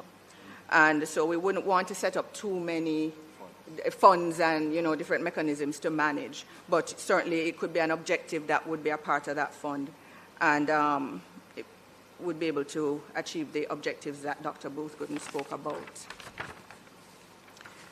Dr. Booth Gooden spoke earlier about the movement of exhibitions or temporary exhibitions being set up in other galleries in other jurisdictions, which is another core part of our policy in terms of cultural diplomacy. Member Morgan spoke about it. And this is very important in spreading or exchanging and sharing our culture with others, and also having them share their culture with us. And as Dr. Booth Gooden said, they may not be monetized in themselves, but they will eventually monetize on a wider level, benefiting the art community. And we would also hope to, in this policy, we speak about national identity, and one of those things is to really like an art for all concept. We have heard from sources that sometimes not everyone feels that they should be at the National Gallery. Some people feel it's just certain people that should go to the National Gallery. Yet when you go to the National Gallery, everybody is represented at the National Gallery. So it is something that we would hope that further through the outreach programs and through other means of public education and public relations, that we will become more inclusive in terms of our visual arts and encouraging more people to visit not just the National Gallery, but even Heroes Park. We were speaking the other day how people go to Heroes Park and look in as if they think they can't go in. So these are all parts of the larger impetus behind the policy to ensure that all of Jamaica is our national identity in these various aspects of the arts and the creative sector are strengthened. And I believe I will end on that. Thank you. Oh, I'm sorry. I should mention. Thank you. Mrs. Dr. Lisa, you want to? One final thing. Sure, dear go lead ahead. Chair. I forgot to mention our draft national strategy for disaster resilience and recovery for the cultural sector. And this is that overarching document, which is in draft far advanced now, which will deal with a lot of the issues that Dr. Booth Gooden spoke about in terms of ensuring that art is protected and preserved. We're talking about things like off-site storage. So we're out by the seaside with the National Gallery, the Heritage Trust, IOJ, and so we're looking at off-site storage at a suitable location, which will be more protective against not just hurricanes, but earthquakes and other types of natural disasters. And of course, that has a whole regime for how quick you move them, that the police know, the firemen know, and all of that. So it's a very important document, and it's very wide and, and part of our strategy. Thank you. Thank you so much. I think Dr. Booth Gooden wanted to. Yeah, go ahead. Thank you, Chair. I just wanted to weigh in on the fact that Ms. Grant mentioned that people from other places should have heard that, they can't go to National Gallery, another place want to go. It's a perception that the gallery is elitist, and it's something that we are working really hard to debunk in terms of going out to the school, educating the children. We go to various exhibitions and local events to, bring that message to them to understand that it's a place where once you're in touch with your own taste for anything at all in human experience, because that's what art is. Art is an expression of human experience, captured on whichever medium, whether canvas, however we capture it, or in carvings. So it is open to one and all. We have been trying our best to get that message out. We really have been trying. Even with our exhibitions, we try to feature things that focus on our own national identity, and these things concern you. So once you can identify with these topics, you'll feel more a part of it. So we're trying our best to focus on that, to get, to debunk that myth of the elitists. Thank you. Thank you. So we had a robust discussion.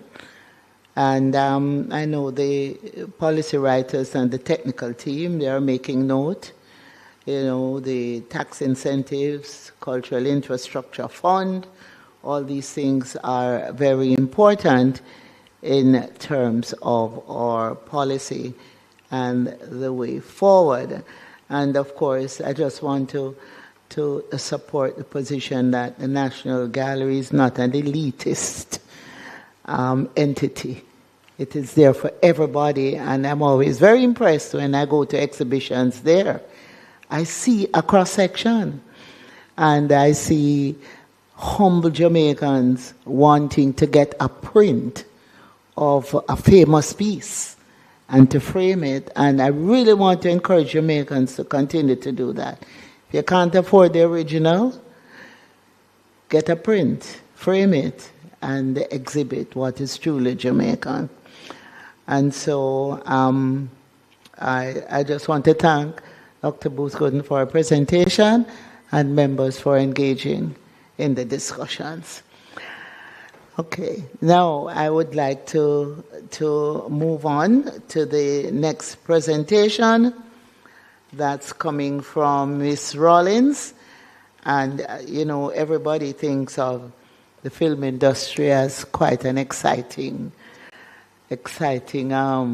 area of our life. We're the best location. We have some of the best trained in the industry, and Jamaica has made its mark on Hollywood in many ways. Yesterday, I was very fortunate to be interviewed by a film crew out of the UK about Ian Fleming and the Ian Fleming experience at James Bond films, and how Jamaica, has gone center stage because of those early days of film and Hollywood and the jet setters coming to Jamaica.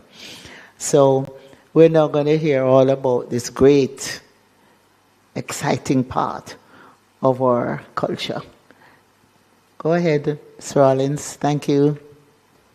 Thank you so much for that introduction, Minister Grange. Thank you very much. We're very humbled to be here to represent an industry that we treasure and love very much. Thank you for inviting us to this setting.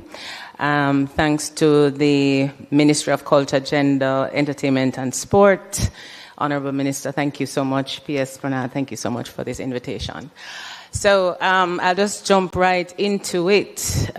We see film as celebrated entity, but there is a lot of work that goes into it in the back end. So we'll just talk about that and discuss that during this setting.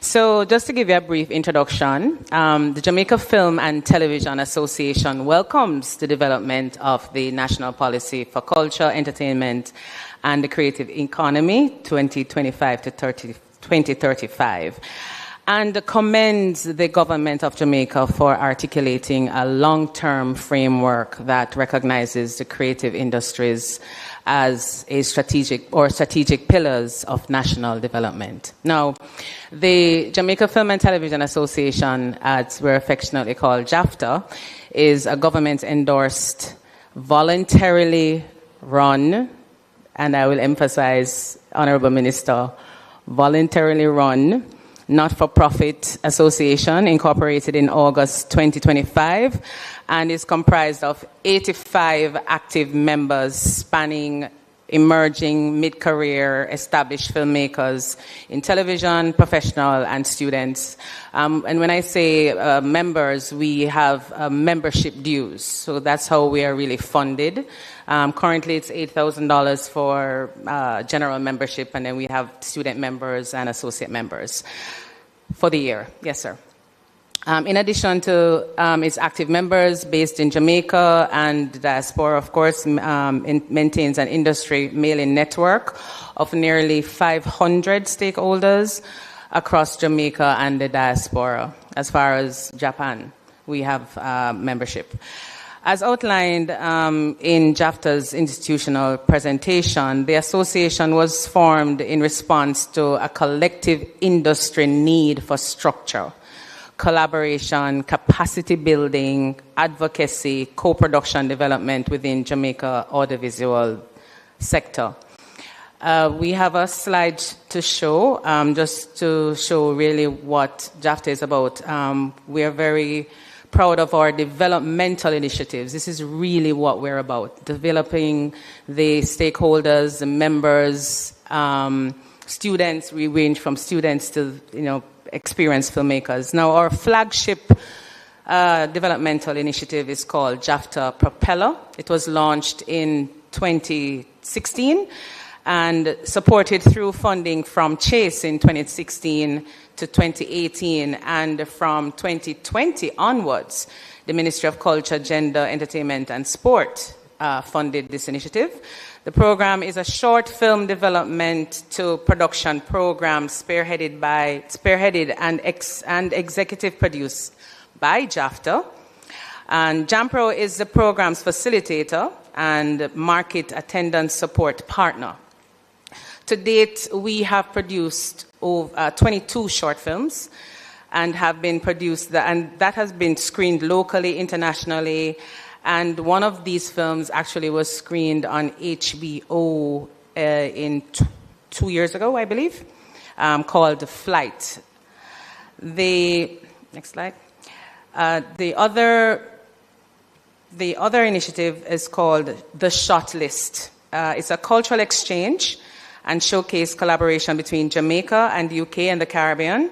This program has been supported through funding by the British Council.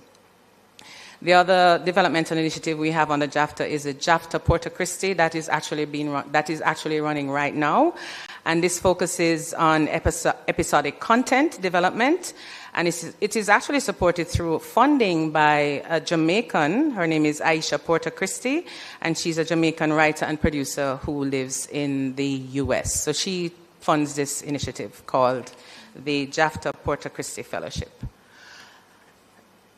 The other initiative is the Feature Film Lab. It's a feature film script lab and talent lab, and it comprises of producers, screenwriters, and story editors.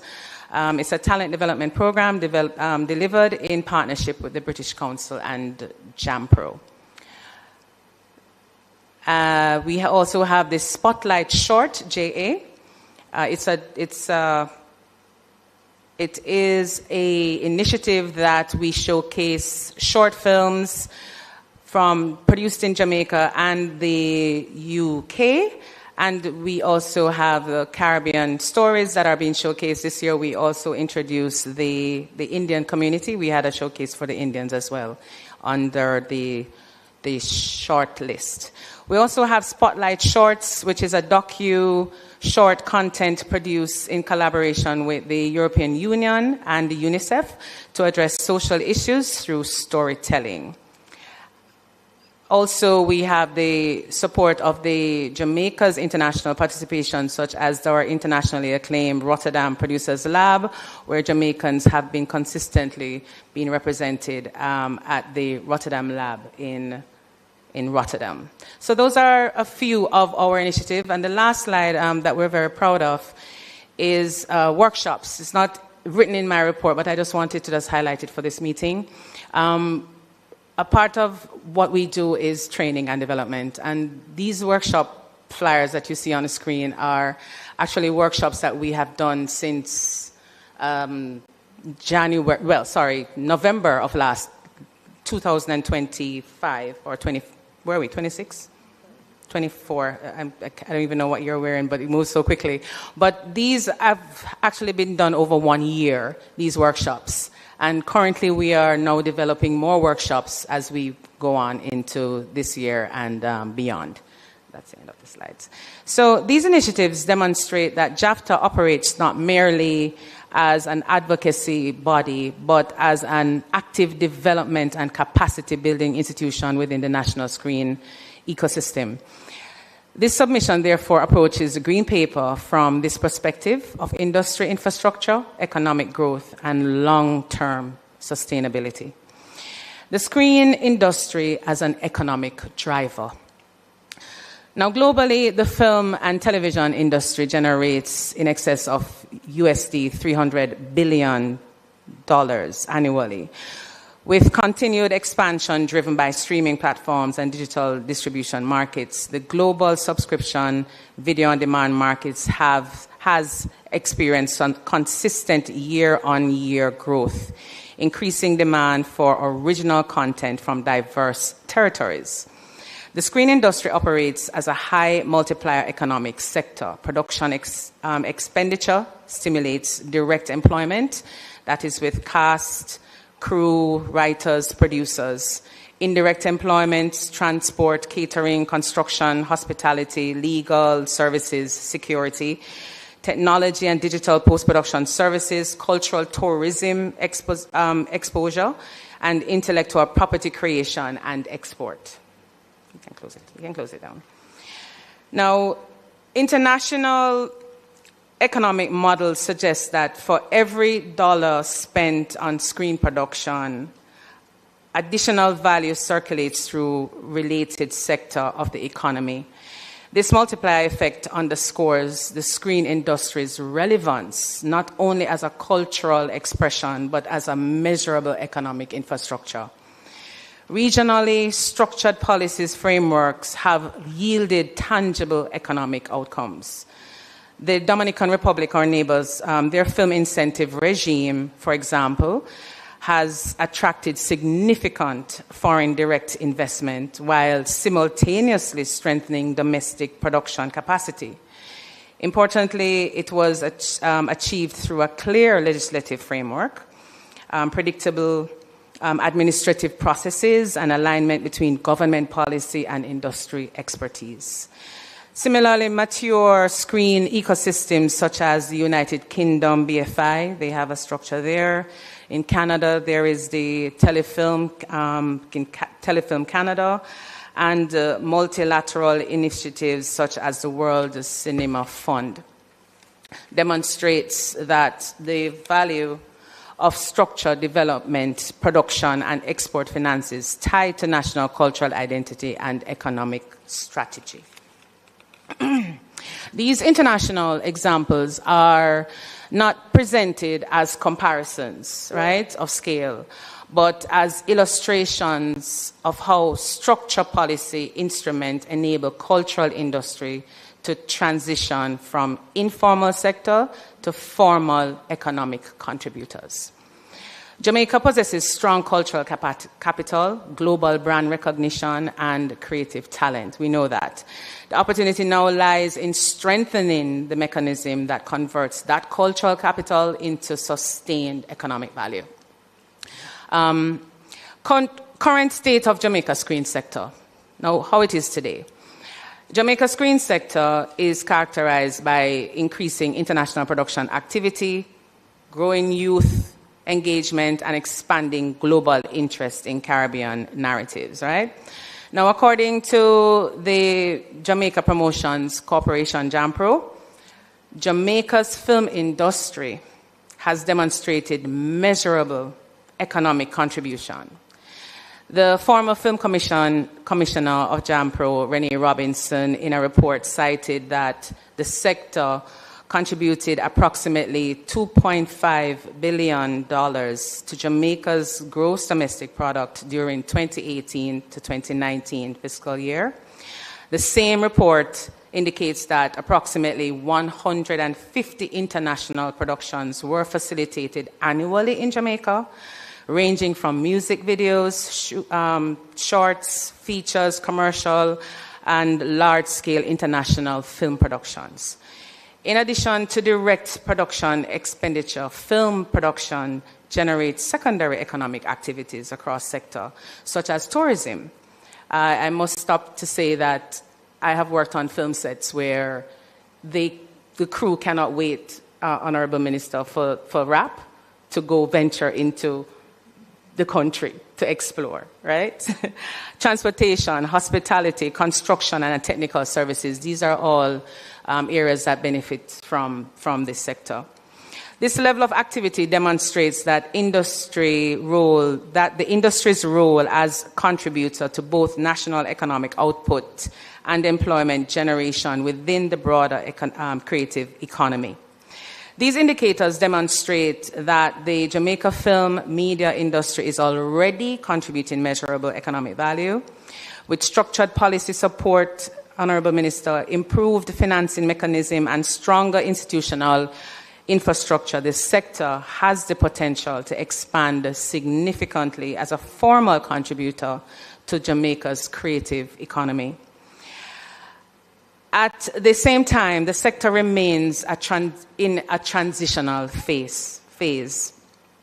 Structural realities include, and this is how we are right now, limited access to sustained production financing, informalized wage structure and freelance arrangement, administrative capacity constraints within funding mechanism, inconsistent data collection on industry output, limited export and market access support for Jamaican-owned intellectual property. These challenges do not reflect a deficit of talent, of course not. Rather, they signal a need for deeper institutional refinement as the industry matures. Strengthening the Jamaican Screen Development Fund. That's the JSDI. It's a fund that was introduced 2 years ago. Now, JAFTA welcomes the establishment of the JSDI as a foundational step in formalizing support for the local screen industry. We welcome this fund. As the initiative evolves beyond its pilot phase, continued refinement may enhance its long-term effectiveness.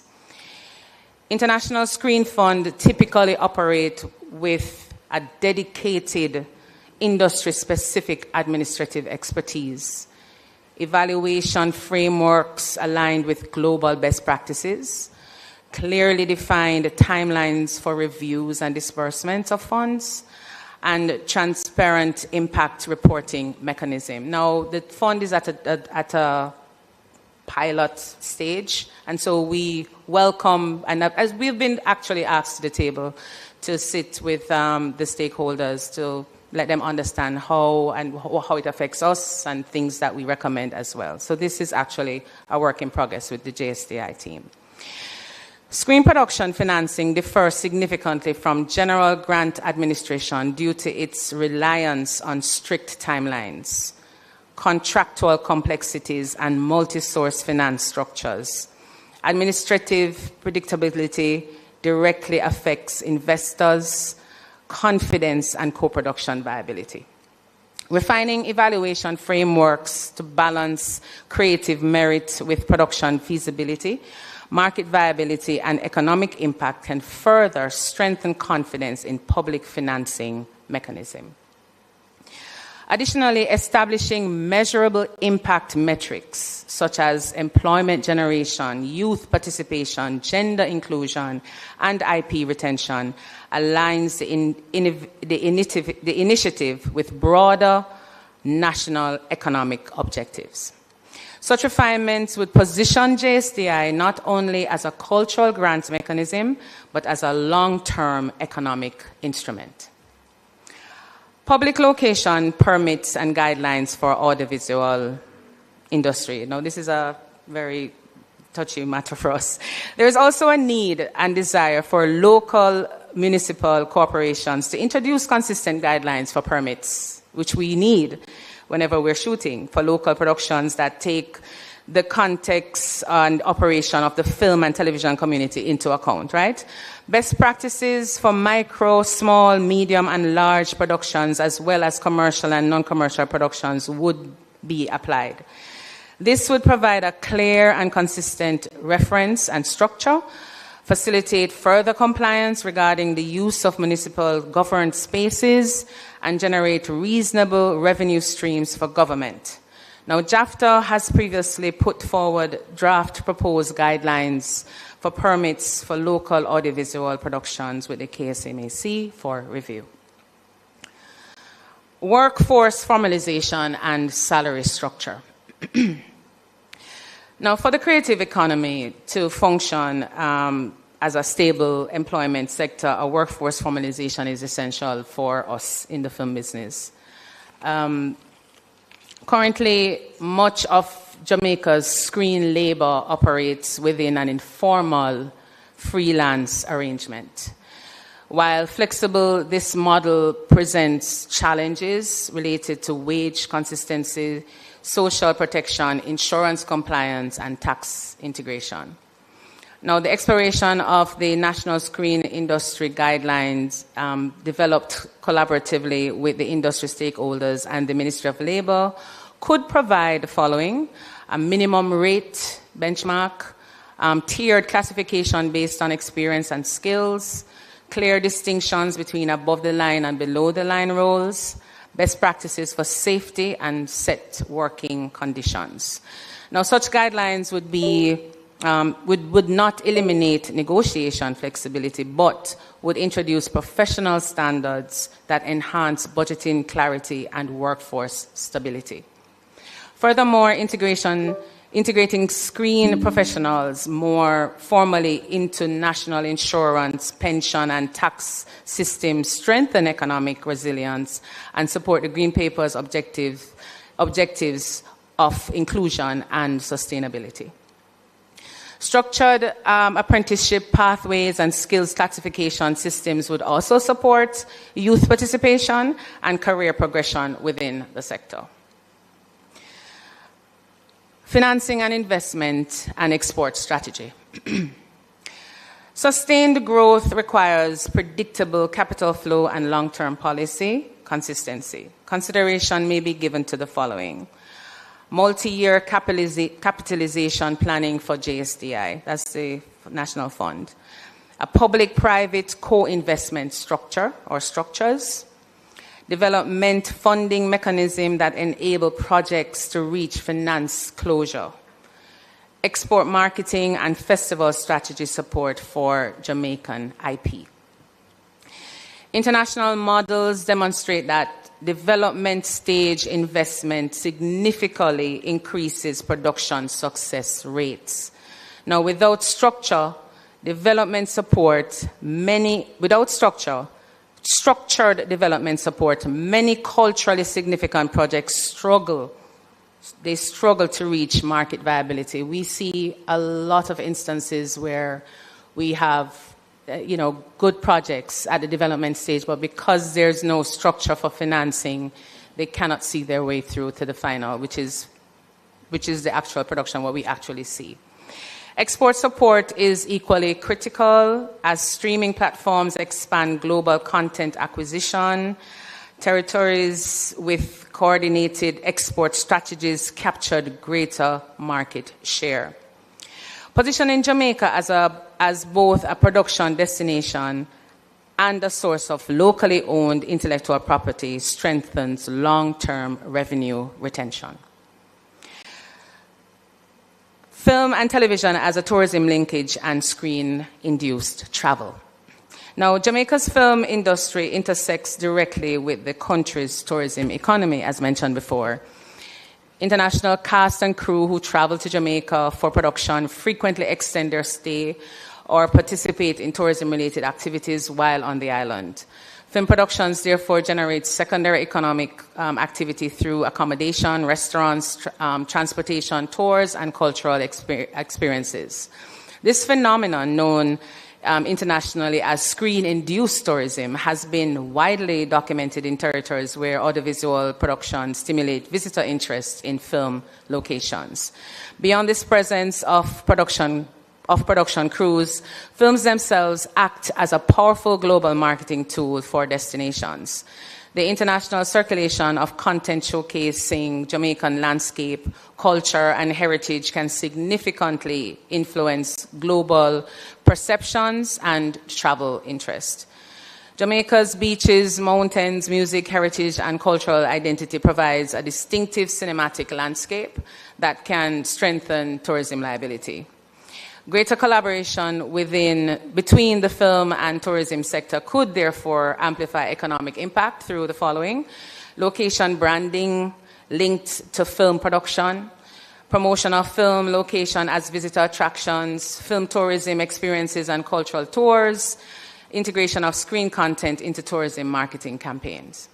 Such integration aligns with national development frameworks that recognize the intersection between tourism culture and creative industries as drivers of economic growth.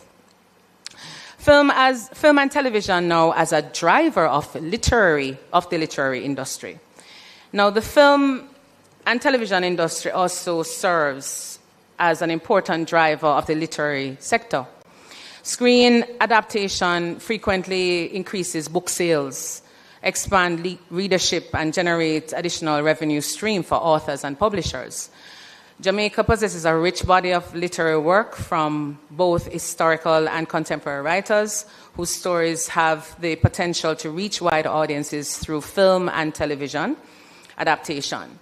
Screen production therefore creates new opportunities for Jamaican authors, publishers, and literary estates, while simultaneously providing filmmakers with a trusted source of culturally grounded stories supported by established readership.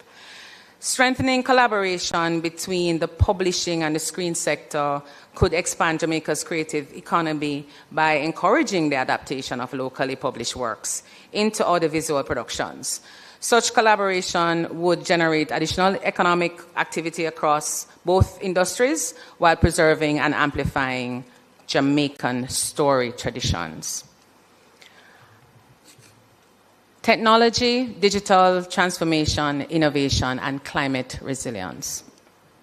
Now, the Green Paper emphasizes frontier technology, digital transformation, innovative-driven growth, climate resilience, and measurable economic performance as pillars of Jamaica's creative economy strategy. The screen sector intersects directly, Honorable Minister, with each of these national priorities. We look at frontier technology and screen sector. Contemporary film and television production operates within an advanced technology ecosystem. Digital cinematography, real-time rendering engines, virtual production environments, cloud-based collaboration platform, data-driven distribution models, and artificial intelligence-assisted workflows are now integrated to global production standards. As Jamaica advances its broader digital transformation agenda, the screen sector presents an immediate opportunity to embedded frontier technologies within a culturally grounded industry. Strategic policy supports could include the following: encouraging technology-enabled production environment, supporting training in virtual production and post-production technologies, integrating creative tech competencies into national skill development frameworks, establishing ethical guidelines for the use of AI and data within the creative production. Aligning these green industries with frontier technologies position it as both a cultural driver and a contributor to Jamaica's innovation economy. Digital transformation and value retention. Digital transformation within the screen sector is not limited to production tools. It extends to workflow management, intellectual property tracking, secure data storage, digital archiving, and distribution analytics. Investment in domestic post-production infrastructure, including editing, sound design, color grading, visual effects, and secure data management systems, enhances national value retention. Without adequate local capacity, significant portions of production expenditure migrate overseas during post-production phases. I stop here to say that whenever you look at a film budget, most of the post-production, if not all, for feature-length films done in Jamaica are done overseas because we don't have the capacity locally for post-production to include editing, color. We do have it, but we need to build on the capacity that we have here. Strengthening domestic digital capacity, the following: reduce economic leakages, build technology-based employment, enables its service export within the Caribbean region, and preserve Jamaica's audiovisual cultural asset through structured digital archiving. In this way, digital transformation within the screen industry directly supports economic sovereignty and sustainable growth. Innovation-driven growth and creative entrepreneurship. The Green Paper identifies innovation as a catalyst for economic expansion. The screen sector is inherently innovation-driven. It combines storytelling, technology, design, business, structuring, and intellectual property creation. Screen production generates exportable IP assets. These assets can produce revenue streams through licensing, distribution sales, stream platform acquisition, format adaptation, international co-production partnerships. Structured development financing, coupled with innovation-focused skill training, enables Jamaican creators to move from project-based activity to scalable creative entrepreneurship. By strengthening financing framework and development pipelines, Jamaica can transition from a service production destination to a territory that generates its own and export original intellectual property. This shift directly aligns with innovation-driven economic diversification. Climate resilience and sustainable production. The Green Paper highlights climate resilience and environmental responsibility as national requirements. Film and television production involves transportation, logistics, energy consumption, construction, and local management. Integrating sustainable production guidelines into the National Screen Framework aligns the industry with Jamaica's broader climate strategy. Internationally, sustainable production frameworks are increasingly integrating into funding criteria and incentive system. International labs such as Torino Green Film Lab promote sustainability for an audiovisual production and guide producers in working in a more sustained manner. Collaborations with public entities and companies experienced in environmental issues can also provide the pathway for green certification for audiovisual productions, which can stimulate the local economies through sustainable sourcing, creating stable, specialized jobs, and increasing the brand value of production in an increasingly eco-conscious international market. Aligning Jamaica's screen sector with climate resilience objective enhances its attractiveness, its environmentally consciousness, international productions while enforcing national sustainability commitments. Strategic alignment and collaborative implementation. The National Policy for Culture, Entertainment and the Creative Economy 2025 to 2035 presents a timely opportunity to formalize the screen sector as a measurable economic driver. Now, JAFTA respectfully submits that continued strengthening of the JSDI would maximize public investment impact. Workforce formalization enhances economic resilience. Structured financing and export strategies support competitiveness. Data-driven policy improves accountability and planning. Ongoing collaboration between government and industry stakeholders will be essential for effective implementation. As a representative body for screen professionals, JAFTA stands ready to collaborate in refining and operationalizing policy mechanisms that supports Jamaica's screen industry over the next decade. Thank you so much. Excellent and very detailed presentation. Well done. Thank you so much. Thank you, Honorable Minister.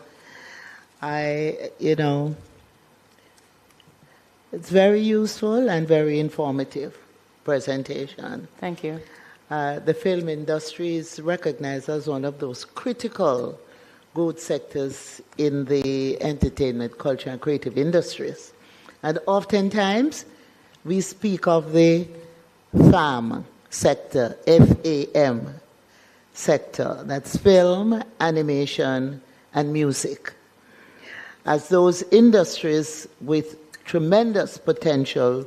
They have tremendous potential to grow creative exports and boost Jamaica's global cultural footprint. So from our consultations in writing this policy, and the technical folks who are here, they're listening. We have heard of the challenges with navigating the various requirements to film production and the need for appropriate training in acting in films versus live productions, among other things. And you would have seen where the policy seeks to address those challenges with new funding and training mechanisms and the ECCI legislation, the Entertainment, Culture, Creative Industries legislation, which will address fragmentation, and this is critical. The creative sector cuts across about 5 to 7 ministries, and fragmentation does not help. And we are addressing those issues within the cultural policy and within a structure in the ministry which we will, in the future, explain that structure. But I would say this has been an extremely good presentation. The Ministry of Culture, Gender, Entertainment and Sport is primarily focused on development in the sector, as opposed to JAMPRO, which facilitates the sector. And sometimes there is tension between both. We're hoping that this policy will create the roadmap that makes us travel along the same path and achieve the same objective. But our roles are clearly defined. So at this time, I want to invite comments and inputs from members of the committee. I'll start with Senator Gale, who has been just raring to go. Yeah, I'm raring to go because Chairman, I'm very happy that I'm here this afternoon. And I'll tell you why. You know, we speak about a national policy for culture, entertainment, and the creative economy. But pivotal in this is also the protection of the labor force. And you spoke about it in your workforce formalization and salary structure. And when I looked at it, I'm seeing the prevalence of an informal freelance arrangement and the absence of standardized pay scales and inconsistency in contractual arrangements. And it is far-reaching because you might be considering those that, as your members who are direct, that you can reach. But what about those who are behind the scene, who lend support, who could also be possible your members? And when you defined your association in terms of the voluntary, permanent, continuous of it, it sounds like a trade union to me. Now, there is the need, in my mind, for a more enhanced collective organization where you can enhance your membership and develop your structure in bargaining. And one of those ways is to affiliate yourself with a trade union. And I can recommend one that is walking distance from here, that has 88 years of existence. Okay. But you really want to be able to set guidelines in terms and standards in terms of how you work, the hours of pay, the rates, the safety, and the standards. And you made reference to the strategic alliance with the Ministry of Labor and other stakeholders. Well, I can tell you this afternoon there's one interested stakeholder. But I'll give you an example as to how this works briefly. You have in the construction industry where the players in that industry define standards, hours of work, pay, guidelines, that all the players are involved operate with those minimum standards. And I'm seeing your industry as a particular craft industry. And so we can have a discussion outside of the commons of this parliament as to how that improvement can be made. The second observation, Chair, I take note again about this question of public location permit guidelines. Mm-hmm. That is going to be a common thread running through the matrix that is going to be developed coming out of this policy. And you would have referred your review with a particular municipality, but I'm suggesting that it may have to go beyond just the one municipality, but also a cohesiveness between government ministries, because there are more than one ministries that is going to be involved in this. So far as this ministry is concerned, the one that deals with local government and the one that deals with national security. So it is a broader approach that has to be taken in this regard. But that's my observation. Thank you, Chair. Thank you, Senator. Thank you so much, Member Gale. I now recognize Senator Cooper. Senator Cooper. Thank you so very much, Minister. This really, I do agree with you, Minister, that this was a detailed and excellent presentation. We're grateful. Thank you, and Senator. thank you for it. Senator. Interestingly, my colleague Senator touched on the same 2 points that I'm curious about, but I actually have a question for you in respect to the national screen industry guidelines in the context within which you mentioned it. I'm curious as to what is stopping you from introducing or establishing the professional standards.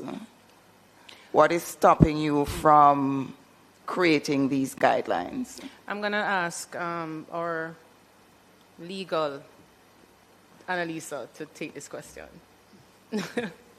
Respectfully. Respectfully.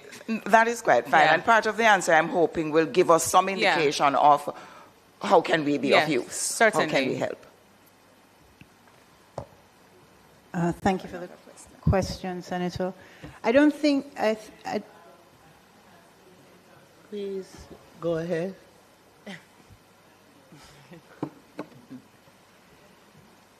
I don't think it's a matter of what is stopping JAFTA, because the president and the rest of the board have already begun.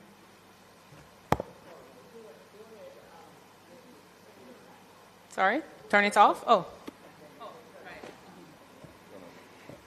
It's not a matter of what is stopping JAFTA, because the president and the rest of the board, they've already begun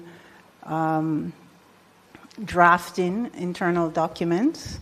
It is a slow process because it also requires the involvement of local stakeholders, along with ensuring that they comply with international best practices. But it also needs government support and endorsement in terms of that guideline document. Yes, JAFTA can draft something and circulate it, but having that the additional expertise of the government and other stakeholders would elevate it and give it, how would I say? Not mark of distinction, but that's stamp of approval. Because, again, we're not trying to become a trade union. We are establishing, as Madam President said, guidelines which do not prevent persons from having their own contractual negotiations, but it protects persons from being unduly exploited once they have information as to how to enter into their contractual arrangements, what are the best practices on set, best working conditions, and that's really for the enhancement of not just particular individuals, but the nation as a whole, or the industry as a whole. Thank you. Go ahead, member. Thank you, Minister. Thank you so much for that answer. And built in what you have said, I wonder perhaps whether a first draft coming from you and then inviting your trade union, whoever that may be, and the ministry, the experts from the Ministry of Labor to assist at the back end would perhaps be useful, because as the experts in your field, you would be better able to identify that framework within which you would need to have that document drafted. So minimum rate benchmarks, that's for you. And I'm reading now the items that you mentioned. Tiered classifications based on experience and skill, that would be triggered by you. Clear distinctions between above the line and below the line roles. I'm not even too sure I know what that means, so that would be coming from you. But then when you get to issues such as best practices for safety and set working conditions, then that is where the labor experts could come in to give you the guidance. So perhaps you, even though you would be clear and satisfied that it would not be a complete document, providing that first draft would then prod the experts and prod the government to give you that back-end support that you would need. That's just my thinking on it, because it is a very important step in helping the industry and the workers in the industry to get protection and safety guidelines. Minister, I had one other question regarding the public location permit guidelines. You mentioned lack of consistent guidelines for the permits, and you did say that this was the biggest problem. In the entirety of your submissions today, you mentioned that one as a key bugbear. Other than the lack of consistency in the guidelines, I was wondering what are some of the other difficulties associated with the permit structure that you could perhaps share with us. And I do suspect that it goes beyond the one council that you mentioned. And I also I'm curious to see the draft proposed guidelines that you prepared. I'm not sure, Minister, whether it would be something that we could all benefit from. We definitely looking at that draft. We definitely would Yeah, share. we would want to see, So, yes, we'd Certainly. appreciate that. Certainly. So thank you, Minister. We will definitely share that. Thank you, member. So the thing is that each production, we have to register with the Film Commissioner's Office, whether it is a local production or a production coming from overseas. If a production is coming from overseas, you have a local fixer, right? Now, there are some certain requirements that we have to ensure. For example, permits if we're going to be a road closure, which usually there is going to be a road closure for most of the productions. And we have to submit each time. Each production has to do this each time. And sometimes it varies what that fee may be. And there is a negotiation. So what we would like is just for something to be streamlined. Even like how we know we have to apply to the Film Commissioner's Office, we know that it's a certain amount of money, and we know there is a way, we know that there's a form you fill out. Once we go now to KSMAC or whichever entity, there is a negotiation. So that is where it becomes so nuanced and becomes problematic. We do have members who contact us asking us for support to just lobby for them, because sometimes it's depending on the crew that's coming, depending on the size, depending on the budget, that's how the rates or the fees are presented to us. And usually, I must add, Senator, that especially for the local productions, it is already so expensive to produce. And sometimes these fees are extremely exorbitant. And then the negotiation that takes place, sometimes it's not beneficial to us at the end of the day. It's very inconsistent. Yes, thank you. I am very familiar with the issues that are on the table. And it'll take a lot of work, because there are also some entities have their own ideas, and they're not working with what are considered best practices elsewhere, but just look at a local, have a myopic view of how things should be treated. Public education is going to be very important, because there are established best practices.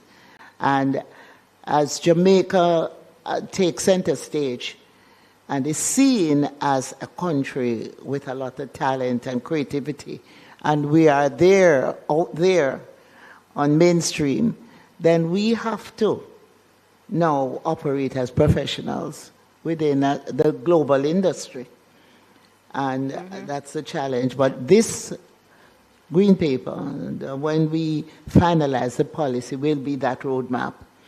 I just want to indicate that Member Cavan-Gale had hinted at the importance of being unionized. The Jamaica Federation of Musicians was a very active union when Sonny Bradshaw and Hedley Jones were head. And over the years, since those gentlemen passed, it has really lost its teeth.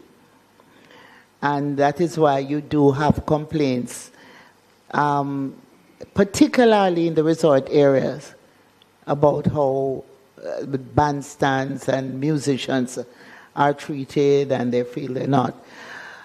So I understand that they have reached out to a union, one of the two largest unions in this country, and are getting capacity building from that union. I don't know if a representative might be in this chamber at this time connected to that union. But every entity that covers a sector in the creative industry, you can't just see yourself as an advocacy group. You can't just see yourself as a lobby group. Technically, you have to become a union, and if you're not a union, you have to be affiliated with one. Because anywhere in the world you go, you're going to face unionized workers in your sector. Yes, the fact. You can't go past 10 o'clock in a theater. Union trips in. Yeah. And there are set rates. And maybe in Jamaica we can't establish kind of rates that are established overseas because we're a new growing, emerging industry. But there must be some guidelines. Some guidelines are standard. There must be some guidelines. And I think during COVID, the ministry helped to build capacity because what we did, we gave grants to the sector, but you had to be a member of a sector group. And by being a member of a sector group, that sector, the leadership would sign endorsing that you're a member. And so people had to be a part of a group. And I think JAFTA benefited from that and a number of the other groups. And I really want you to build on that. Associate yourself with a union that can help you to build capacity and to give you the kind of representation that you deserve. The creative sector is the fastest growing industry in the world. And we must prepare for it. So I just want to encourage you. Yes, sir. Never say you're not a union. Because if you affiliate with a union, you are the voice and you are representing your group in order to grow from strength to strength. I want to invite Senator Thames to make her comments now. Thank you, Minister, and thank you, Ms. Rawlings, for your comprehensive presentation. Sometimes I wasn't, well, let me start that differently. I wonder whether there is a difference in the interests of filmmakers coming to Jamaica to film and how JAFTA sees the local film sector growing. And I have a similar question to the question I asked on the National Gallery. Is there an idea of where you want to see the film sector go? Is there a sort of Jollywood dream? And what would be the roadmap in terms of government assisting to get there? And related to that, you had said that countries that have an export strategy do better. Is there a model? Is there a set of guidelines that or strategic initiatives that you think are relevant to the Jamaican situation that you would want to share? Thank you, Senator Thames, for that. Now, the last question, we have been looking at DOMREP's model because they're Caribbean, they're right there. Though their landscape is different from ours, but they are Caribbean. But they have a structure where it works for them. One which we believe could work for us based on what we have seen. They have an established fund. We have a fund too. Our fund is in its umbilical stage. It's just the first year or the first 2 years that it has been introduced. They have a lot of international films that are shot there because they have the big and beautiful studios. They have an aquatic studio. They have, all kinds of fancy... They have the infrastructure. They have the infrastructure there. But however, what works for them is the funding and the fact that because their fund is established in a way where it not just takes you from development stage to production, but also export. And that is a structure, that is a dream that we would want for our industry. We are inundated with a lot of ideas, a lot of, I have a story to tell. I mean, sometimes people send us emails to JAFTA thinking that we can help them produce it, right? So we get scripts, we get treatments, and so what we need is a fund not just to develop and produce, but to export. That's the dream, and also the dream is also to educate, to develop the industry, the persons in the industry, the writers, the actors, the directors, technical support. There's so many professionals in the industry that need further development. Our dream list is very long. I don't know if we have all afternoon, but really it starts with funding, which is from development to export, and education, development, so that we are positioned in a way when we go to a Cannes or TIFF or Rotterdam, we can speak on how we produce, how we write. And a lot of times when you sit in these labs, you sit quietly because a lot of the information or a lot of whatever they're talking about fly over your head because you don't know.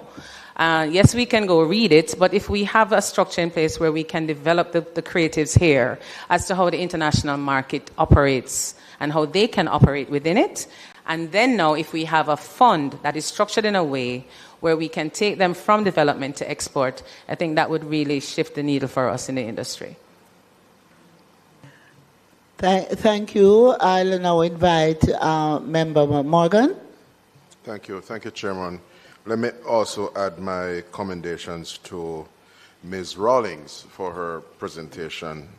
And like you, Chairman, point to the considerable prospects for film and television in Jamaica, particularly in circumstances where the barriers to entry are so low in relation to persons who have raw talent, not dissimilar to Jimmy Cliff, and can maneuver on account of that raw talent.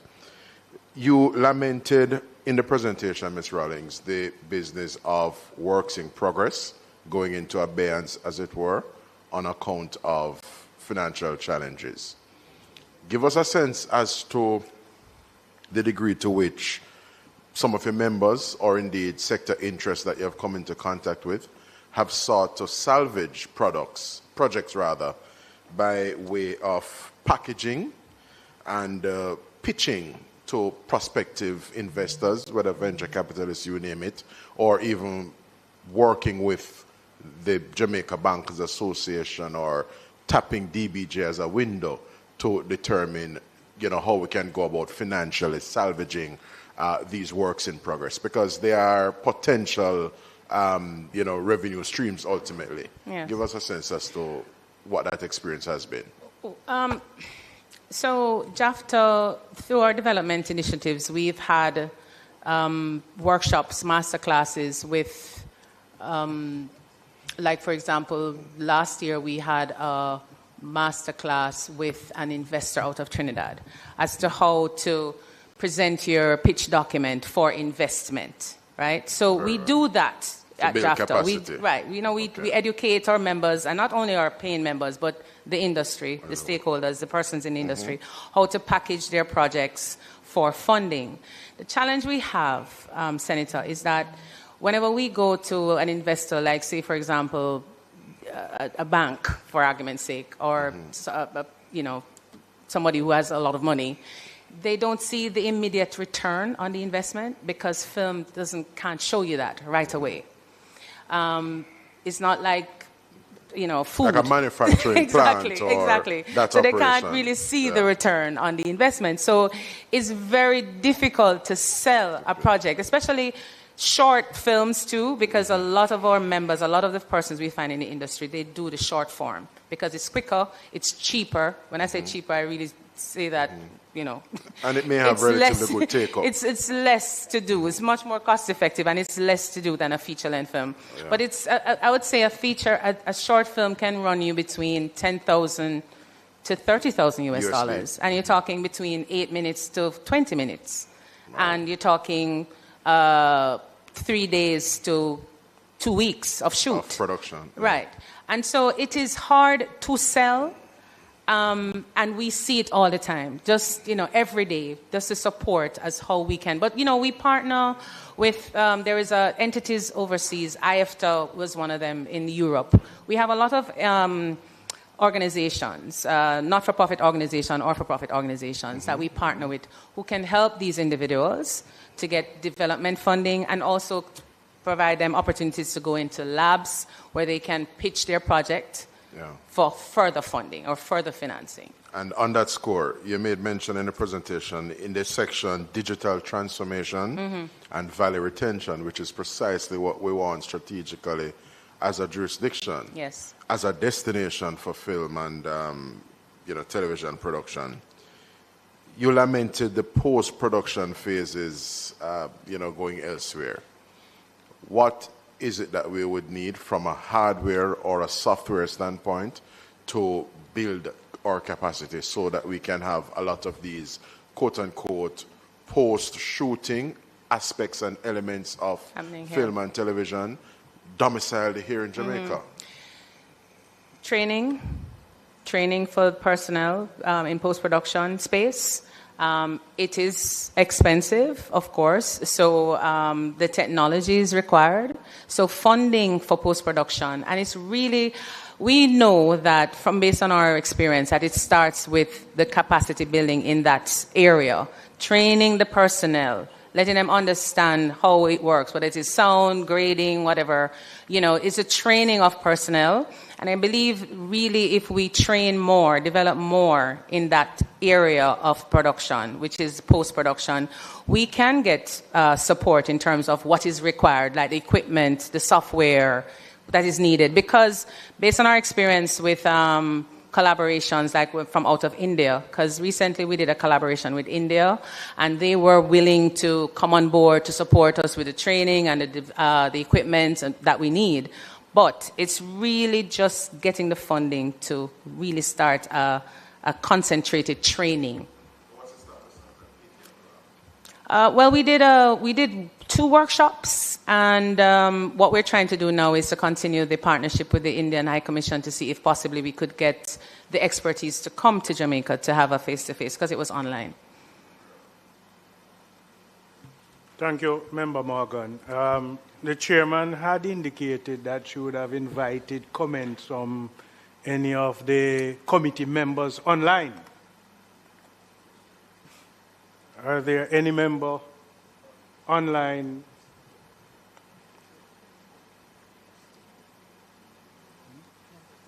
Member Burchell?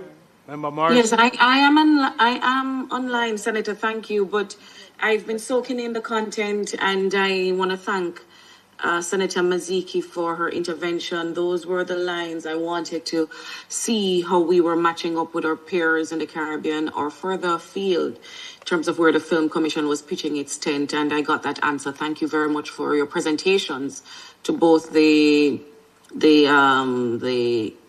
both presenters today. Thank you very much. Thank you. Member Morrison? Oh, she's off.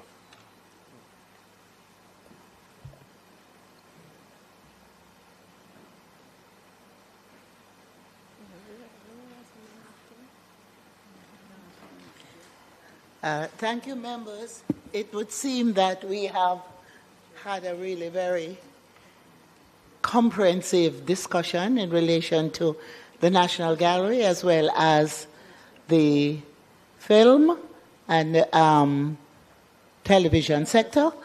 I don't know, any more questions? So I really want to thank Dr. Booth-Gooden and Ms. Rollins for their presentations today. Excellent presentations, very informative.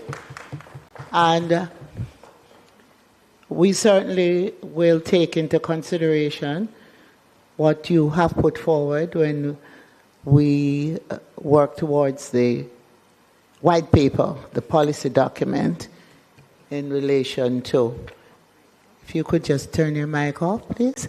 Right. So we now have come to the end of the presentations today. We've spent quite a bit of time on those 2 presentations. We're now at the point at which we would want to look at any other business. I would like to recommend that there be no other business at this time. And so I have the committee agreeing with me, no further business at this time. The members who were online, Ms. Burchell, I'll thank you for your comments. Member Morrison, are you still there?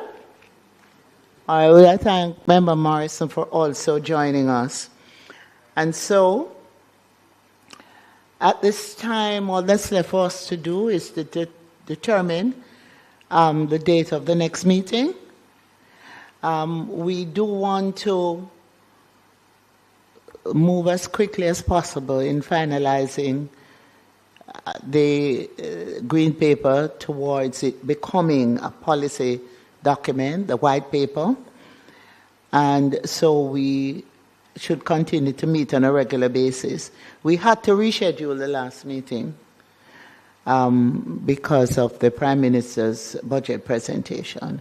But we had agreed we would meet regularly every 2 weeks. Was that the arrangement?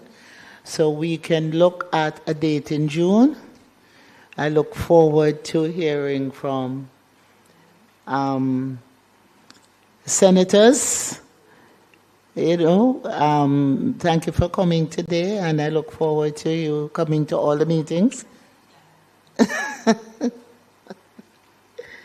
And I know your mother very well. I knew your mother very well, right?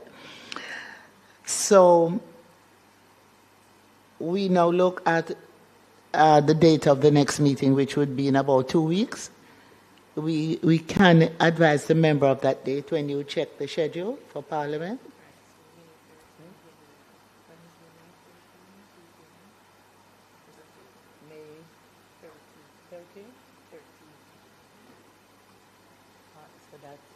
May 13, 2 weeks. What day is that? Wednesday? All right, so we're proposing Wednesday, May 13 for the next meeting. You will not be available. All right, so can we look at another day? The 14th? Are you available? Oh, you're off. So that week is not good. May 20, would you be back by then, Senator? Can we agree?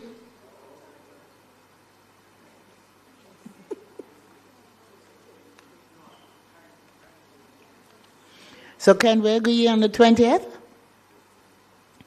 That's not good for you. Member Rose Bennett? It's not good. I tell you what we'll do.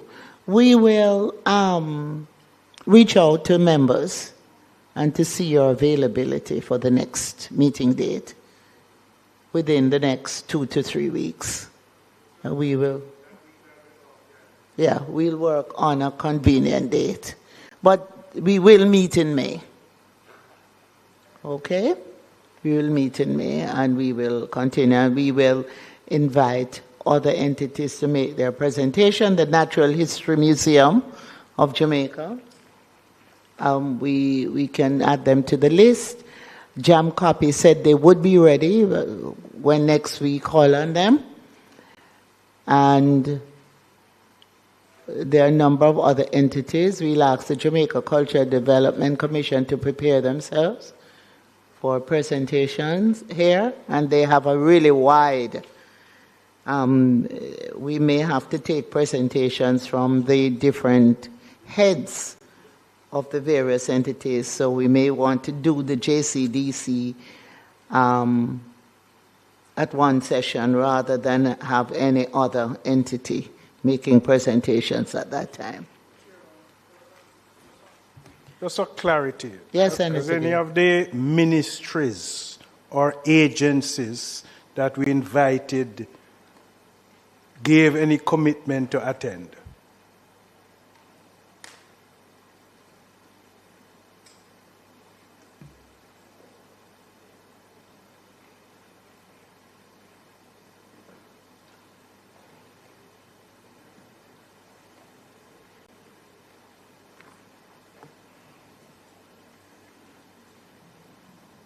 Well, so far we have the agencies within the Ministry of Culture, yes. Right, and we have the civil society groups.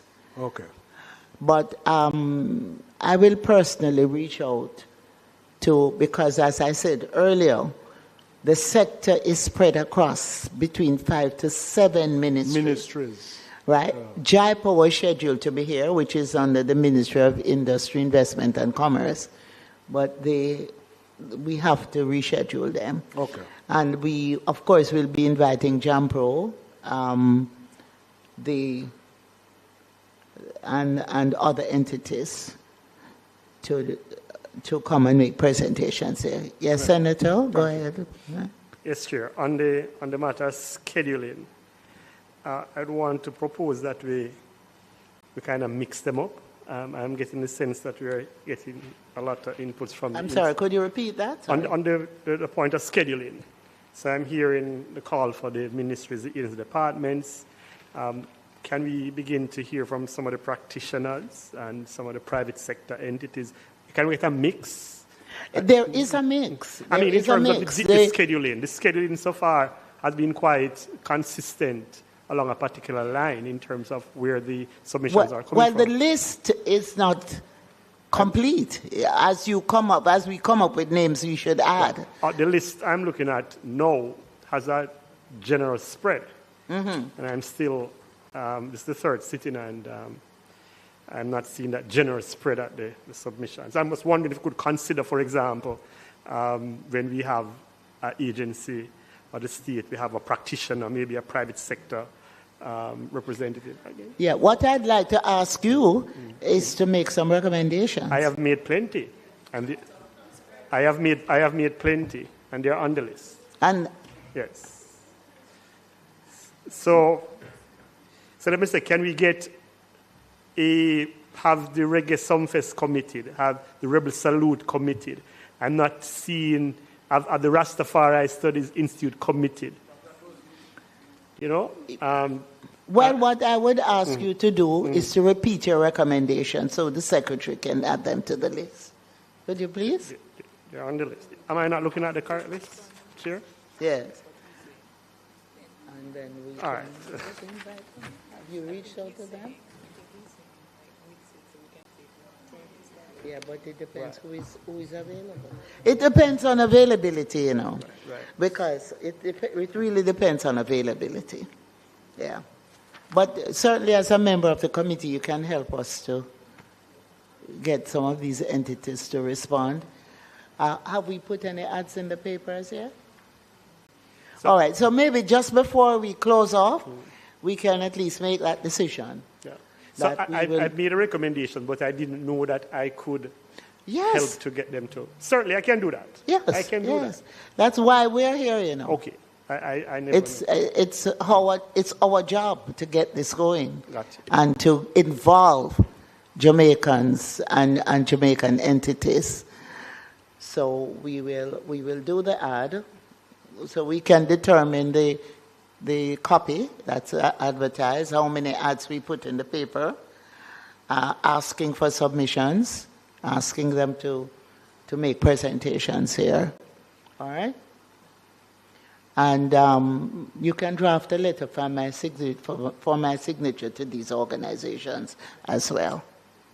All right? So we can get more wider cross-section involved. All right? Thank you. So agreed? All right. So at this point, I really want to just thank you all for making yourselves available. We have had a very productive and substantive session. We have heard vital voices today, and the work of this committee is the richer for it. So let us carry forward what we have learned. We're going to press on with the urgency that this policy demands, and we're going to remain steadfast in our resolve to deliver a framework worthy of Jamaica's creative greatness and her people. Members, thank you so much. Technical team, thank you for being here, and we will see you in another 2 weeks or so. Thank you so much. Meeting now. Well, will someone so move? All right, moved by Senator Gale, seconded by Senator Rose Bennett. Meeting now stands adjourned. 5:01. Thank you.